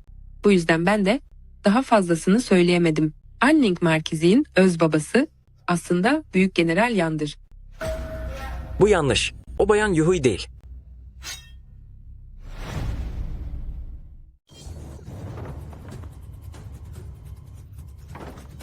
Cayer. dilsiz muhafız saldırmadan önce haber verseydin keşke. Bu da Demek sizdiniz. Prenses. Seni yine de hafife almışım. Oğlun artık yok. Hiç de üzgün görünmüyorsun. Yoksa şu yerde yatan kişi aslında oğlun değil mi? Daha az önce gidecekmiş gibi hastaydın. Şimdi kalkmış beni cezalandırmaya mı çalışıyorsun? Bu adam prenses tarafından seni izlemek için görevlendirildi, değil mi? Senin gerçek oğlun hala prensesin elinde olmalı. Öyleyse ne olmuş? Prenses ile başa çıkamazsınız. O kadın bir yılan gibi korkunç biri. Bana tüm gerçeği anlatırsan, oğlunu kurtarmanda sana yardım ederim. Yoksa hemen gidip An Shengye ona ihanet ettiğini söylerim. İşte o zaman oğlun gerçekten gidecek. Olmaz. öyleyse neden anlatmıyorsun? Söyle, Markimiz aslında prenses mi? Tuncay'ı görmem gerek. Bunu size söylemekten korkmuyorum. Doğru olsa da olmasa da. Tüm bu gizemi yeryüzünde bilen tek kişi benim. Ancak San Ja'yı gördüğümde size her şeyi açıkça anlatacağım. Yoksa sırrımı mezara götürürüm. Siz de bir ömür boyu tahmin etmeye çalışırsınız.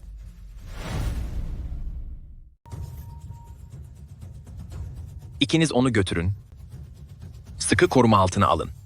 Ve sakın ona bir şey olmasına izin vermeyin.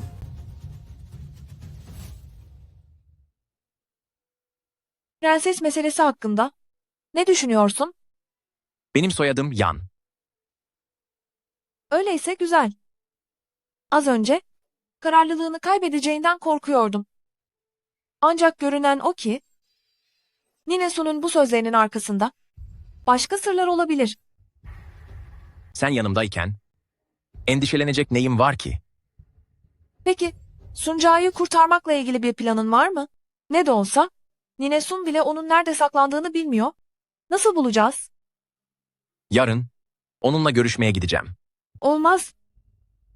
Prenses denilen o kişi insanları manipüle etmekte ustadır. Ninesun'u bulmamız ve sözde gerçeği ortaya çıkarmamız için her türlü yola başvurarak bizi yönlendiriyor. Eğer şimdi onun yanına gidersen kendi ayağınla tuzağa düşmüş olmaz mısın? Tuzak mı? Ayan?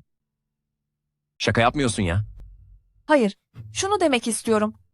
Gerçek ortaya çıkana kadar onunla görüşmemen daha iyi olur. Ya bir aksilik çıkarsa? Rüyamda tüm hanedanın işini bitirmişti.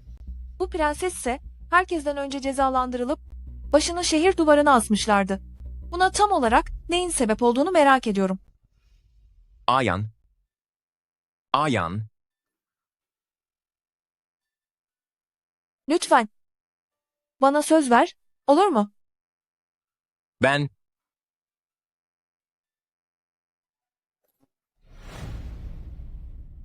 Lütfen rahat dur artık. Lütfen kabul et Sanlang. Ayan. Sen... Az önce bana ne diye seslendin? Sanlang?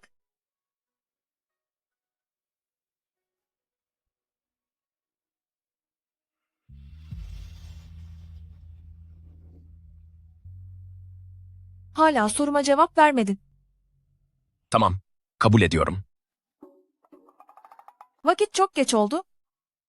Gece dışarıda kalırsam ve babam bunu öğrenirse beni cezalandıracaktır. Ben gidiyorum. Ah. Tuzağa düştüm. Ne tuzağı bu? Birinin sizi kandırabilmesi ne garip. Defol git buradan.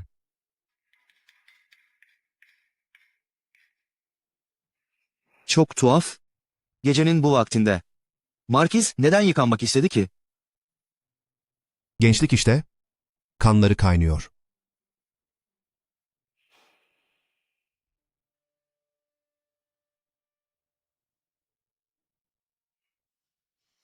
Genç hanımefendi, felaket bir şey oldu. Prens Yu bu sabah Ceza İşleri Bakanlığı'nın adamlarıyla gelip Markiz'in kökeninin sahte olduğunu söyledi. Ayrıca Güneylilerle işbirliği yaptığını, başgenerali arkadan vurduğunu iddia ederek onu götürdüler.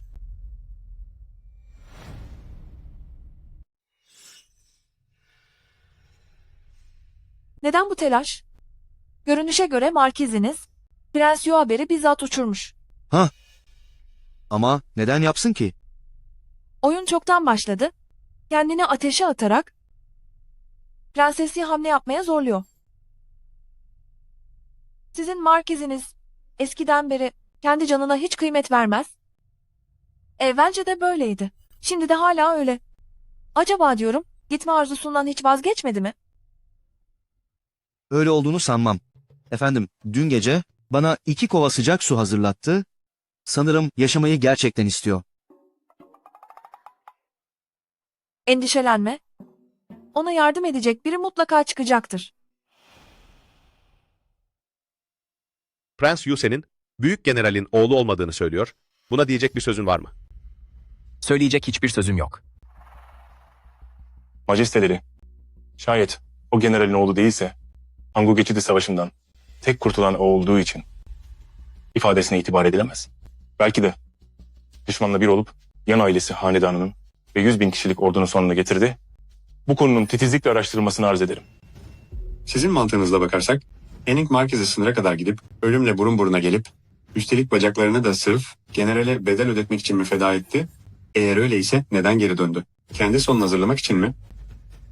Majesteleri, Dük Chu haklıdır. Efendim, Prenses Anseng huzurlarınızda. Çabuk çağırın. Huzura. Prenses Anseng huzura kabul edilsin. Abim, suçluyum. Ağabey, suçum iki yönlüdür. Bunlardan birincisi Anning Markizi ile ilgilidir. Anning Markizi aslında bendeniz kardeşinizin oğludur. Yalan söylüyorsun. Oğlun çoktan gitmemiş miydi? Ebemin kurnazlık yapıp gerçekleri gizleyerek kendi evladımı yan ailesinin 3. oğluyla değiştirdiğini bilmiyordum. Bu durum yıllarca annelik görevimi yerine getirmemi engellediği gibi istemeden size karşı büyük bir hata işlememe neden oldu. Affını talep ediyorum ağabey. Demek ki Anning Markizi senin ve damat Kao'nun çocuğu. Öyle mi? Bu da ikinci mesele. Anning Markizi gerçekte bendeniz ile Büyük General'in oğludur. Büyük general ve generalin eşi birbirine o kadar sadık ve aşıkken nasıl olur da prenses ile bir çocukları olabilir? Büyük General Avane asla ihanet etmezdi. Fakat o gün çok fazla içki içmişti ve yanlış odaya girdi. Ben de derin bir uykudaydım ve kocamın döndüğünü sanmıştım. Tüm bu tesadüfler sonucu bu acı verici durum ortaya çıktı. Abi, her ne kadar hata olsa da suç tamamen benimdir. Oğlumun hiçbir suçu yok. Lütfen merhamet göster. Onu cezalandırma. Yan Zeng kraliyet kanı taşıyor ve aynı zamanda Büyük General'in soyundan geliyor. Bu yüzden Büyük Şia ordularını gönül rahatlığıyla ona emanet edebilirim. Ayağa kalk. Sizler de kandırılmışsınız. Anning Markizi'nin Büyük General ailesi üzerindeki lekeyi temizlemede emeği çok büyük. Onun düşmanla işbirliği yapması imkansız. Bu konuda bir daha tek kelime dahi etmeyin. Şimdi çekilebilirsiniz.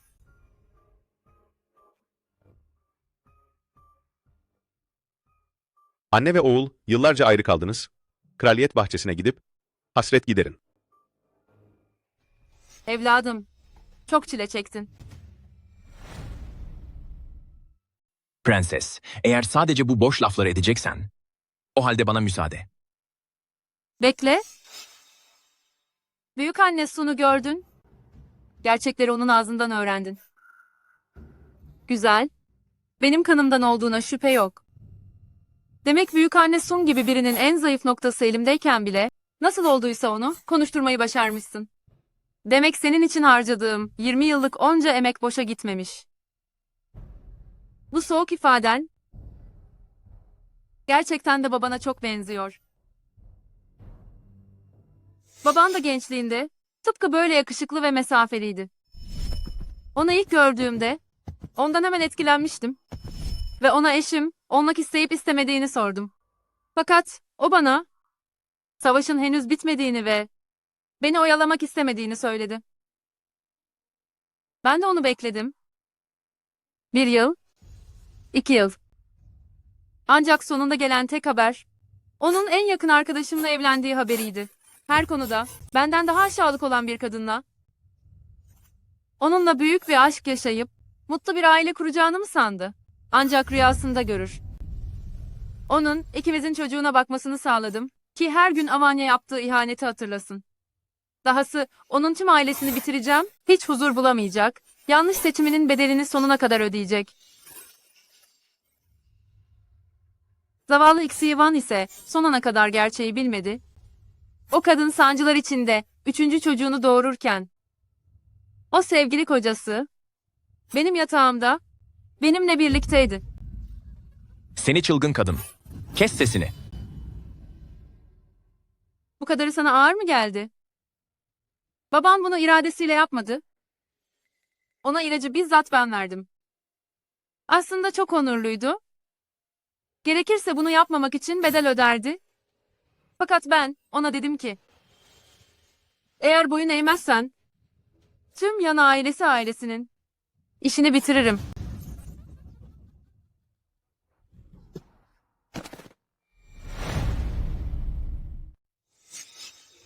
Yan Xiaoseng, umarım hayatın da tıpkı bu kılıç gibi olur. Sonsuza dek kınına mahkum kal. Marki Hazretleri. Lütfen bu kanı sözümün kanıtı olarak kabul edin. Bunca yıldır çok çektin. Ne istersen çekinmeden söyle. Hepsi sana olan borcumun bir karşılığı olsun. Söylediklerinin doğru olduğunu nereden bileceğim? Belki de büyükanne Sun senin tarafından satın alınmıştır. Ve beni kandırmak için yalan söylüyordur, kim bilir. Büyükanne Sun'un bir oğlu var. Adı da Sunca. Benim sözümden çıkmamasının tek sebebi oğlunun elimde olmasıdır. Onu sana teslim edebilirim. Onu alıp büyükanne Sun'un yanına git. O zaman herhalde bana inanırsın.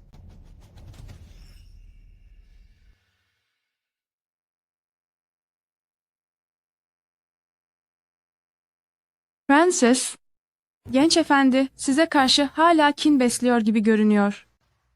Acaba planımıza sadık kalmayıp bize karşı bir iş çevirir mi? Eğer her şeyi tam benim istediğim gibi yapsaydı, bir kukladan ne farkı kalırdı? Bunca büyük sarsıntı yaşamasına rağmen sakinliğini koruyabildi. Ayrıca gerçek kimliğini bu kadar çabuk kabullenip neyin asıl önemli olduğunu anladı. Ancak böyle bir karaktere sahip olan biri benim oğlum olmaya layıktır. Ayrıca sonuçta o benim öz evladım. Gerçeği bilmeseydi neyse ama öğrendikten sonra gerçekten bana karşı bir şey yapabilir mi?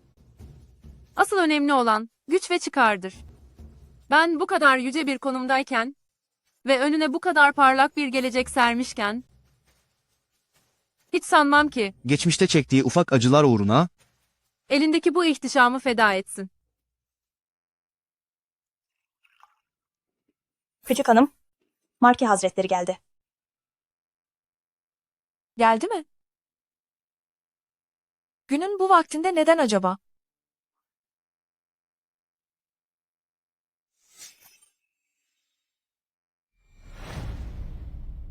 Sen gerçekten aklını yitirmişsin. Az kalsın yitirecektim. İyi misin? İyiyim. Sadece seni birden çok özledim. İyi ki buradasın. Suncay dışarı çıktı bile. Gidip bir bakalım. Tamam. Oğlum nerede? Cayır, Siz annemsiniz değil mi? beni tanıdın mı? Bu harika bir haber. İçin rahat olsun anne. Başarılarımı kazanıp unvanımı aldıktan sonra majesteden sana merhamet göstermesini isteyeceğim. Böylece konağa gelip ona hizmet edebileceksin. Ancak majeste gereksiz kişileri hiç sevmez. Umarım unutmaman gereken, majestenin çiçeklerine çok iyi bakman gerektiğidir. Bir hata yapar. Majesteyi kızdıracak olursan, seni geri göndermeme sakın şaşırma. Sana o kötü kadına mı hizmet etmemi söylüyorsun? Kapat çeneni. Efendimiz, dünyanın en iyi insanıdır. Onun konağında ona hizmet etmek için girmek, kim bilir kaç kişinin bulamayacağı bir şans. Bunun kıymetini bilmelisin. Fakat birbirimizden ayrı düşmemiz hep o kötü kadın yüzünden. Anning Markizi. Efendimiz burada eşlik etmemi istedi. Sözümü tuttum. Bu yaşlı kadın efendimize saygısızlık ediyor. Kusura bakmayın ama.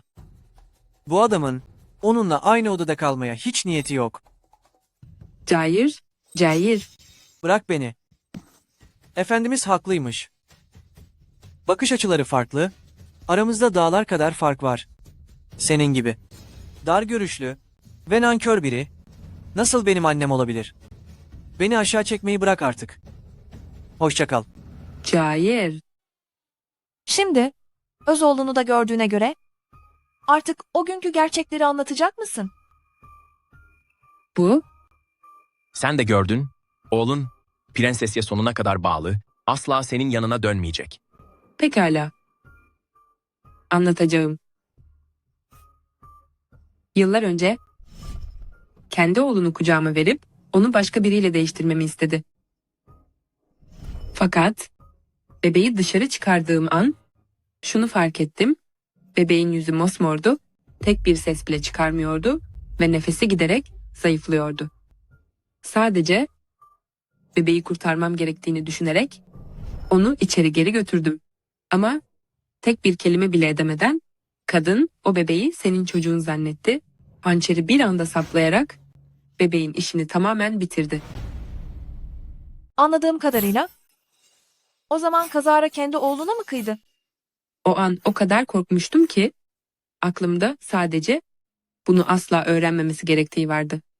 Her şey bir anda karışıverdi.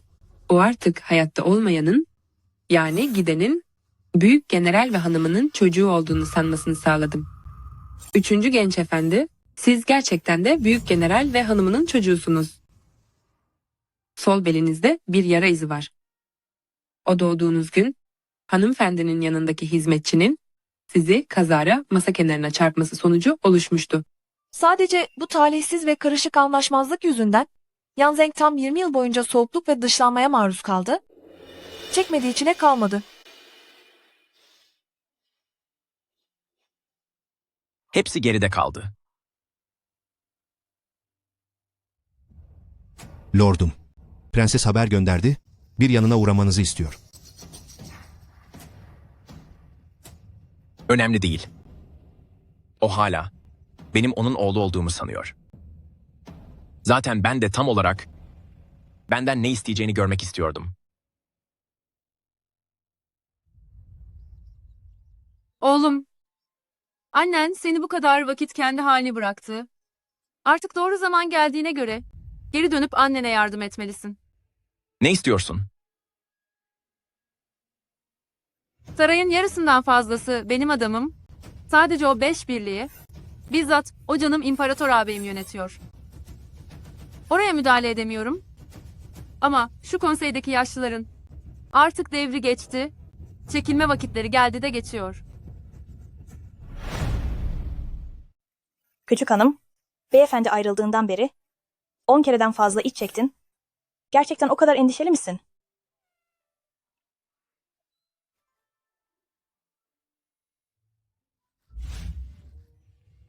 Gerçekten çok cesursun. Eğer babam fark ederse.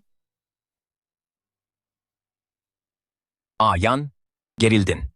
Bırak beni. Hanımlar orada mısınız? Etrafta dolanmıyorsunuz değil mi?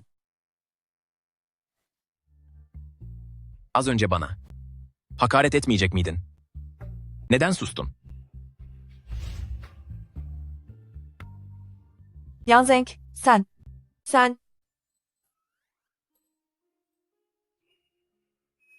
Anning Markiz'i, eğer bugün benimle eğlenmeye geldiyseniz, buna artık katlanmayacağım.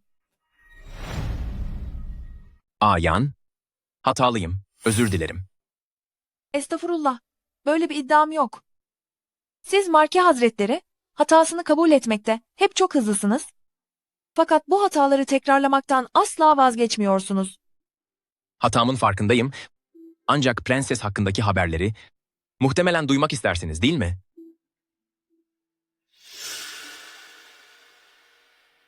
Bu, saraydaki yetkililerin neredeyse yarısının bulunduğu bir isim listesi. Hepsi onun tarafındaki adamlar. Bu yıllar boyunca damat Kao dışında, tıpkı Sun Jai gibi, ona canı gönülden bağlı olan pek çok kişi var. Üstelik pek çok kişiyi önemli mevkilere yerleştirdi. Hatta hırsına giden yolda, beni Bakanlar Kurulu'na başvezir olarak sokmak ve kendi önünü açmamı istiyor. Demek ki amacı sadece intikam almak değil, aynı zamanda Daha fazlasına göz dikmek. Yani tahtı ele geçirip ülkeye ihanet etmek. şu an itibariyle mecliste babamın dışında Başbakan Gu, Gao Yang ve Büyükeğitmen Rong da var. Büyükeğitmen Rong'un sağlığı pek yerinde değil, bu yüzden hep yarı emekli sayılır. Diğerlerinin ise pek bir yetkisi yok. Yani onlarla uğraşmasına değmez. Yan gibi bir kadının sırf bu devlet işlerine kafa yorması, kesinlikle bana yardımcı olmak, yani Yan ailesiye yardım etmek içindir. Yan, niyetini anladım. An Sheng tarafını gözetlemesi için birilerini görevlendireceğim. Sen de babana ve Efendi Zhao'ya haber ver, çok dikkatli olsunlar. Bir yolunu bulup bunları babama ileteceğim. Prens Hazretleri, önemli bir durum yoksa, yakın zamanda bizi ziyaret etmenize gerek yok. Marki Hazretleri, genç hanımefendi galiba sinirlendi, hem de çok fena sinirlendi.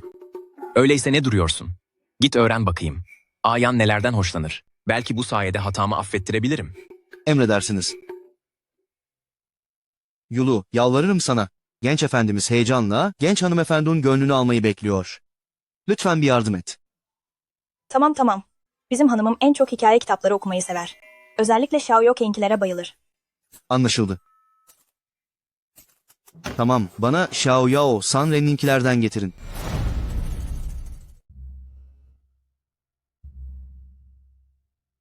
Efendim bakın. Bu gördüğünüz Xiaoyao Sanrı'nın yeni çıkardığı Niyang Güzellemesi günlüğü kitabıdır. Başkentteki hanımefendilerin favorisidir. Eğer bunu eşinize hediye ederseniz emin olun çok beğenecektir. Siz ve eşiniz çok uyumlu ve birbirine çok bağlı bir çiftsiniz. Umarım dediğin gibi olur. Gidelim. Güle güle efendim. Bu Nihan Güzellemesi günlüğü denen kitap, 5 adamı yöneten bir kadını anlatıyor. Buna eşine vermesi uygun mu? İşte sen o işten anlamazsın. Bazı asiller böyle şeylere bayılır.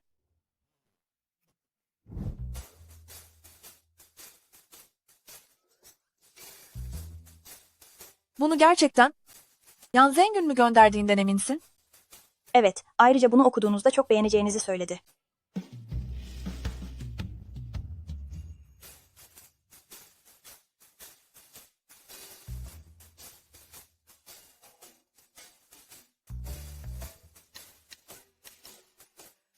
Bunu geri götür. Yan Zengün içindeki notu gördüğünden emin ol. Emredersiniz.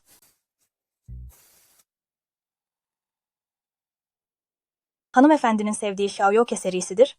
Xiaoyao Sanren değil. Ayrıca hanımım kitabın içine bir mektup yazdı. Lütfen okumayı unutmayın. Hepsi aynı eğlence dünyası, bir farkı olmasa gerek. Terbiyesiz herif. Meng Yang.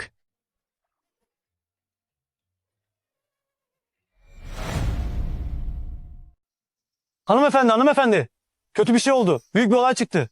Efendimiz Lantay yolundayken bir at arabası ona çarptı.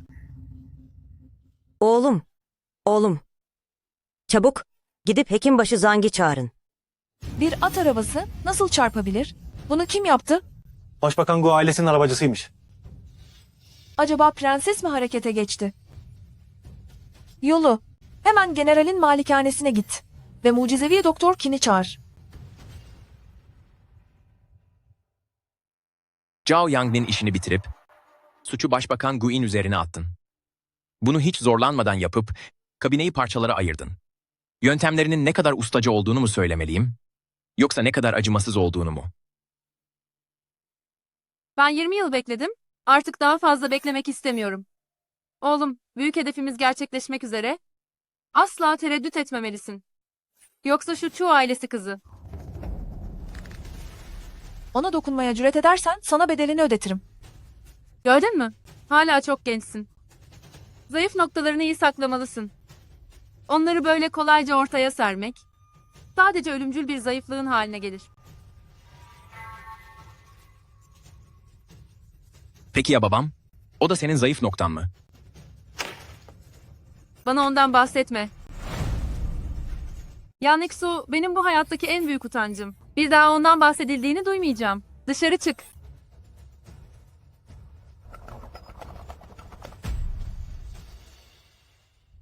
Marki Hazretleri, az önce Dali Tapınağı'dan haber geldi. Başbakan Gu ailesinin seyisi, saraya girdikten sonra ne söylediyse, İmparator Başbakan Gu görevden azletti ve onu hapse attırdı. Çok hızlı hareket etti. Efendim, bir şey mi dediniz? Dük Malikanesi'ye gidiyoruz. Şimdi mi? Korkarım Dükçu malikanesindedir. Hemen şimdi gidiyoruz.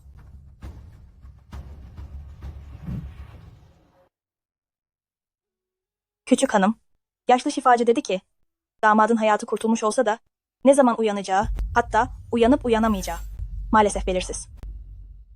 Keşke Yan Zeng burada olsaydı.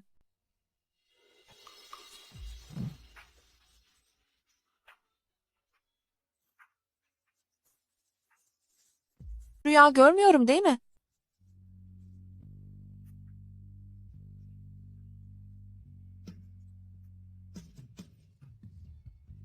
Ayağa kalkabiliyor musun?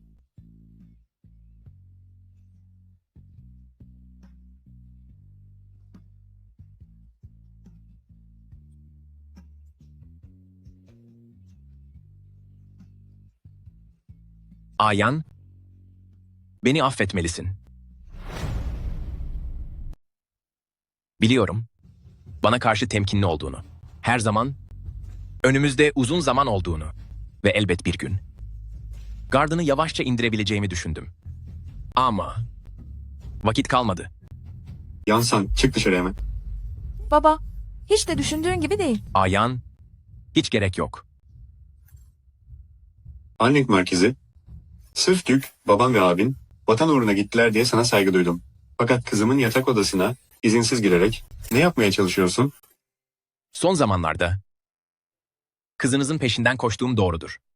Ancak içiniz rahat olsun Dük. Bu sonuncusuydu. Bir daha böyle bir şey olmayacak. Yan Zeng, böyle mi olması gerekiyor?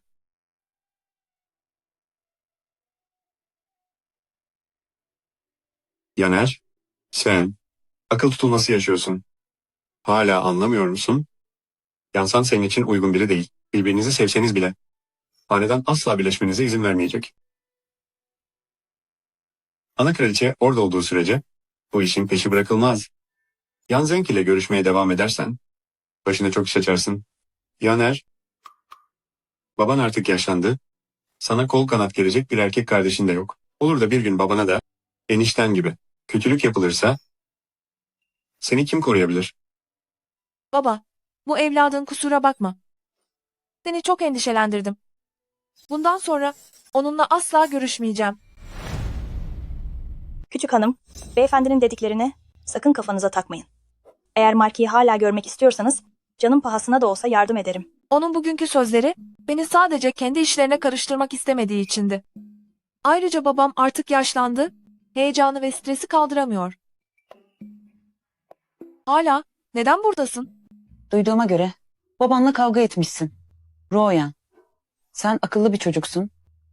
Eminim ki babanın içindeki zor durumu anlayabiliyorsundur. Ruoyan anlıyor. Hala'nın demek istediği, babanın kendine göre haklı sebepleri var. Fakat hala en çok ileride pişman olmamanı istiyor. Eniştenin başına gelen o olaydan önce bir şeylerin ters gittiğini hissetmiştim. İmparator onu konseye dahil etmişti fakat atamasını bir türlü onaylamıyordu.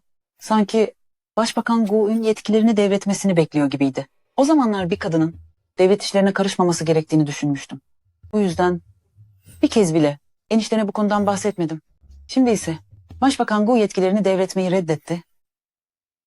Bu yüzden ona kumpas kurdular ve sonunda bu hale geldi. Çok pişmanım. Bir şansım daha olsa onu kesinlikle uyarırdım. Konseyden ayrılmasını isterdim. Böylece onu hiç hareket etmeden orada öylece yatarken görmezdim. Yapamam. Yan Zeng'ün de asla bu şekilde yatmasına izin veremem. Hala Ruoyan anlıyor. Yan Zeng'ün ne yapacağı kendi bileceği bir iştir. Fakat Ruoyan olarak elimden gelen bir şey olduğu sürece asla olanları kenardan izlemeyeceğim. Küçük hanım, yeni haberler var. Maliye Bakan Yardımcısı ve Savunma Bakanlığı katibi görevden mi alındı? Evet, Başbakan Gu'nun tüm varlığına el konulup sürülmesinden ve Marki'nin başvezirlik makamına geçmesinden beri her gün bir bakanın görevine son veriliyor. Şu anda her yerden gelen raporlarda herkes Marki'yi suçluyor. Küçük hanım, Marki gerçekten ne yapmaya çalışıyor? Bunu prensese göstermek için yapıyor. Fakat bu yüzden kendini bir hedef haline getiriyor. Hanımefendi, beyefendi sizi yanına çağırıyor.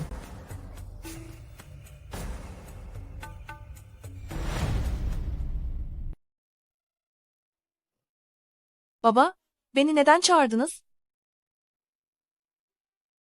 İlçe Prensesi Chang'ıl, Tingyun size uzun zamandır hayran. Eğer siz de kabul ederseniz, hayatlarımızı birleştirmek istiyor. Bundan sonra gece gündüz beraber olup, sadece size bağlı kalacak. İstemiyorum. Veliaht Prens Su'nun ilgisi için minnettarım. Ancak Ruoyan göklere yemin etti. Bu ömrümde bir başkasıyla asla evlenmeyeceğim. Yan Zeng artık aramızda olmasa bile ben hala ona aidim. Kes sesini. Hala daha aklında Yan San mı var? Onun son zamanlarda neler yaptığını biliyor musun? Başvezirlik makamına güvenerek tüm muhaliflerini ortadan kaldırıyor ve başına buyruk davranıyor. Saraydaki pek çok dürüst görevliyi tek tek makamından etti. Lafı daha fazla dolandırmayacağım. Birincisi, sizi bir araya getirmek niyetindeyim. İkincisi ise bilmeni isterim ki ben, Tingyun ve sansür kurulu, diğer meslektaşları onu mutlaka o makamdan aşağı indireceğiz. Bu yüzden senin onunla artık hiçbir geleceğin olamaz. Baba, anlıyorum. Ama elimden bir şey gelmiyor. Sen bir şey yapamasan da artık hiçbir şeyi değiştiremezsin. O Yan San'ın belki bu gece son gecesi bile olabilir. Yan Zeng son günlerde çok hadsizce davranıyordu. Bu sabah bir intikam saldırısına uğradı. Şimdi ağır yaralı ve bilinci kapalı. Onu görmeye gitmeliyim. Olmaz. Sen? Peki öyle olsun. Sadece bu seferlik. Ne konuşacaksanız şimdi burada halledin. Bundan sonra bir daha görüşmek yok. Teşekkür ederim baba.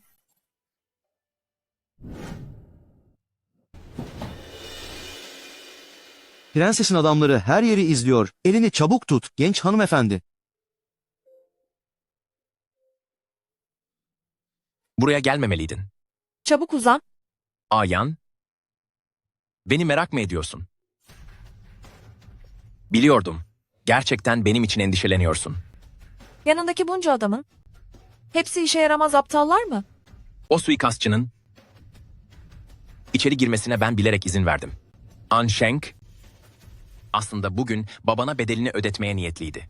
Yani onun planını bozmak için kendi canını tehlikeye mi attın? Seni aptal. Bunun karşılığını sana nasıl ödeyeceğim? Bunu sana anlatmadım çünkü. Kendini borçlu hissetmeni hiç istememiştim ama yine de geldin.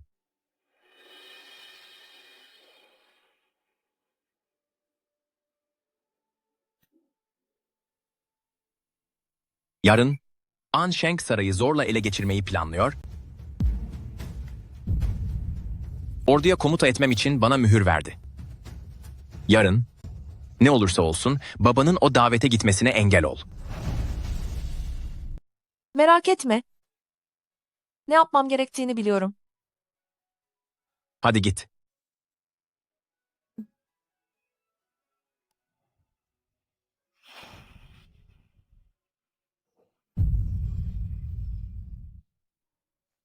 Eğer buraya tek parça dönersen, bu iyiliğinin borcunu sana mutlaka ödeyeceğim. İyilik mi?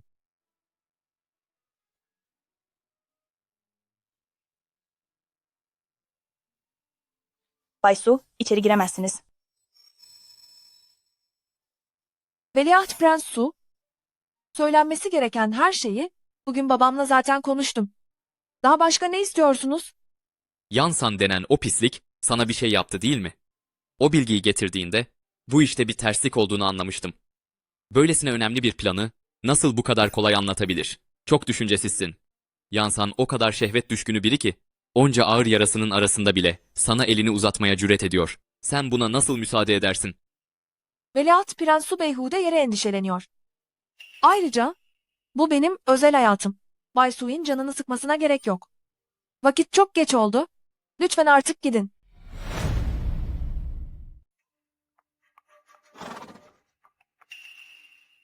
Yan Zeng, düşmanla karşılaştık. Beklediğimden hızlı geldiler. Fazla konuşma. Yan Zeng, senin için yolun sonu geldi. Teslim ol ve benimle başkente gelip yargılan. Yan Zeng, İlçe lideri. Veliaht Prens Su, istesen de, istemesen de, Yan ailesi, ailesinin gençleri asla devlete ihanet edecek bir şey yapmaz. Lütfen Veliaht Prens Su yolumuzdan çekilin. Yoksa hiç kimse için iyi olmayacak.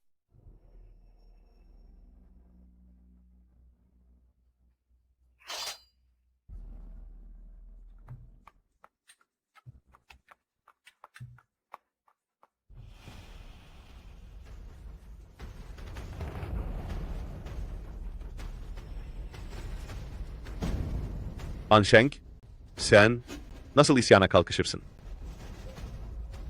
Abim, sadece senin gece gündüz çok çalışmana dayanamadım. Biraz yükünü almaya geldim. Boşuna kimseyi çağırmaya kalkma. İmparatorluk Muhafız Birliği komutanı ve 5 şehir ordusundaki herkes benim doğum günü şölenimde sarhoş olup sızdılar. Abim, tahttan çekil artık. Lütfen tahtı bırakın majesteleri. Siz? Siz.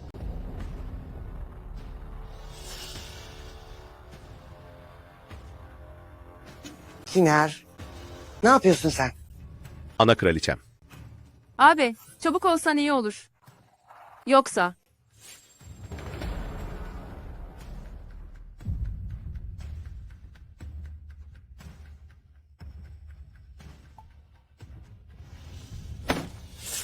Kim var orada?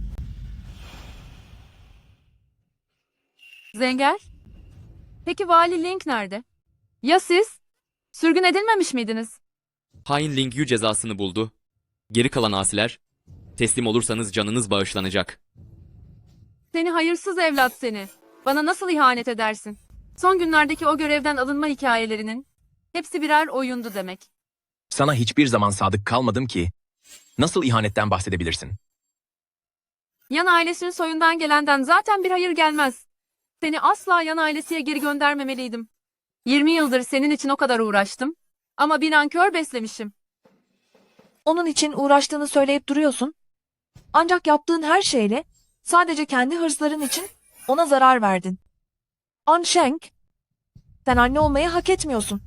Öyle olsa bile ne değişir? İhanet etmediğinde kurtulacağını mı sandın? Öz annesini satan biri olarak her zaman nefretle anılacaksın. Yan Zeng, hazırlan seninle birlikte. Sonsuza kadar lanetleneceğiz.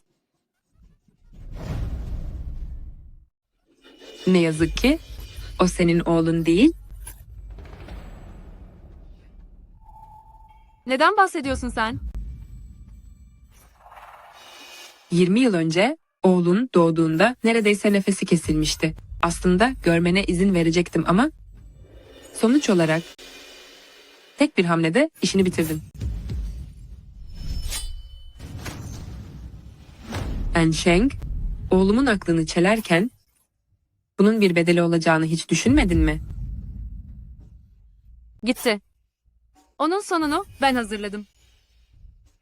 Öyleyse bu 20 yıl boyunca uykusuz gecelerim, yaptığım onca plan ne içindi? Tüm bunlar ne içindi? Bu doğru olamaz. Hepsi yalan olmalı.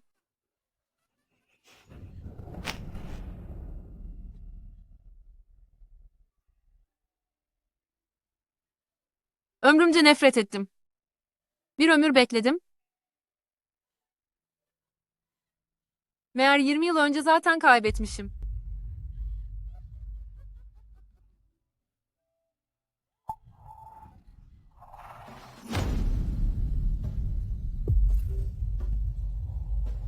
Kiner.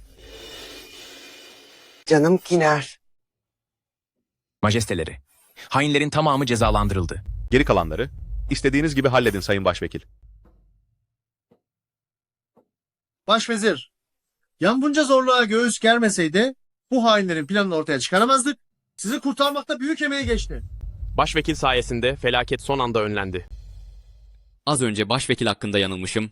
Benim hatamdı. Daha önce seni yanlış anladığım için üzgünüm. Yaner, hemen buraya gel. Siz artık ayrıldınız.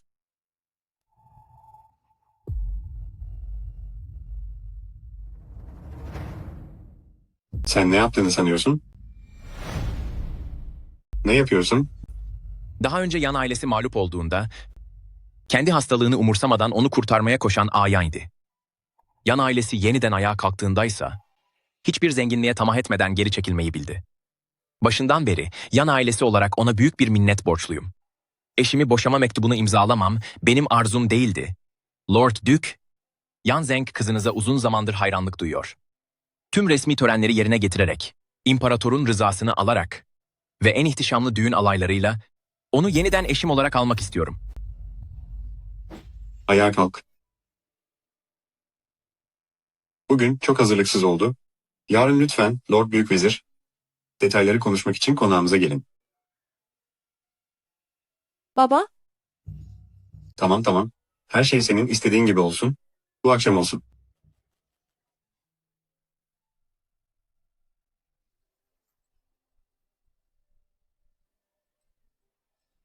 Ayan, seni almaya geldim.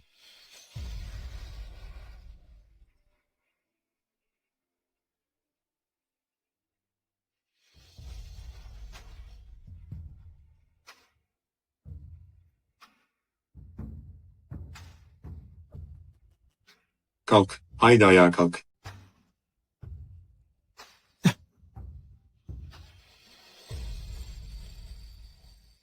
Tahterevanı kaldırın.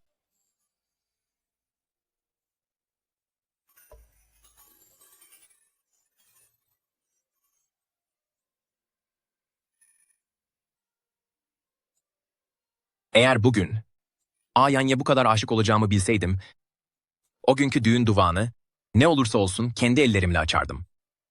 şimdi de geç değil. Ayan, sen bana daha önce sanki hiç beni sevdiğini söylemedin. O kadar şey yaptım. Yine de yetmedi mi? Seni seviyorum.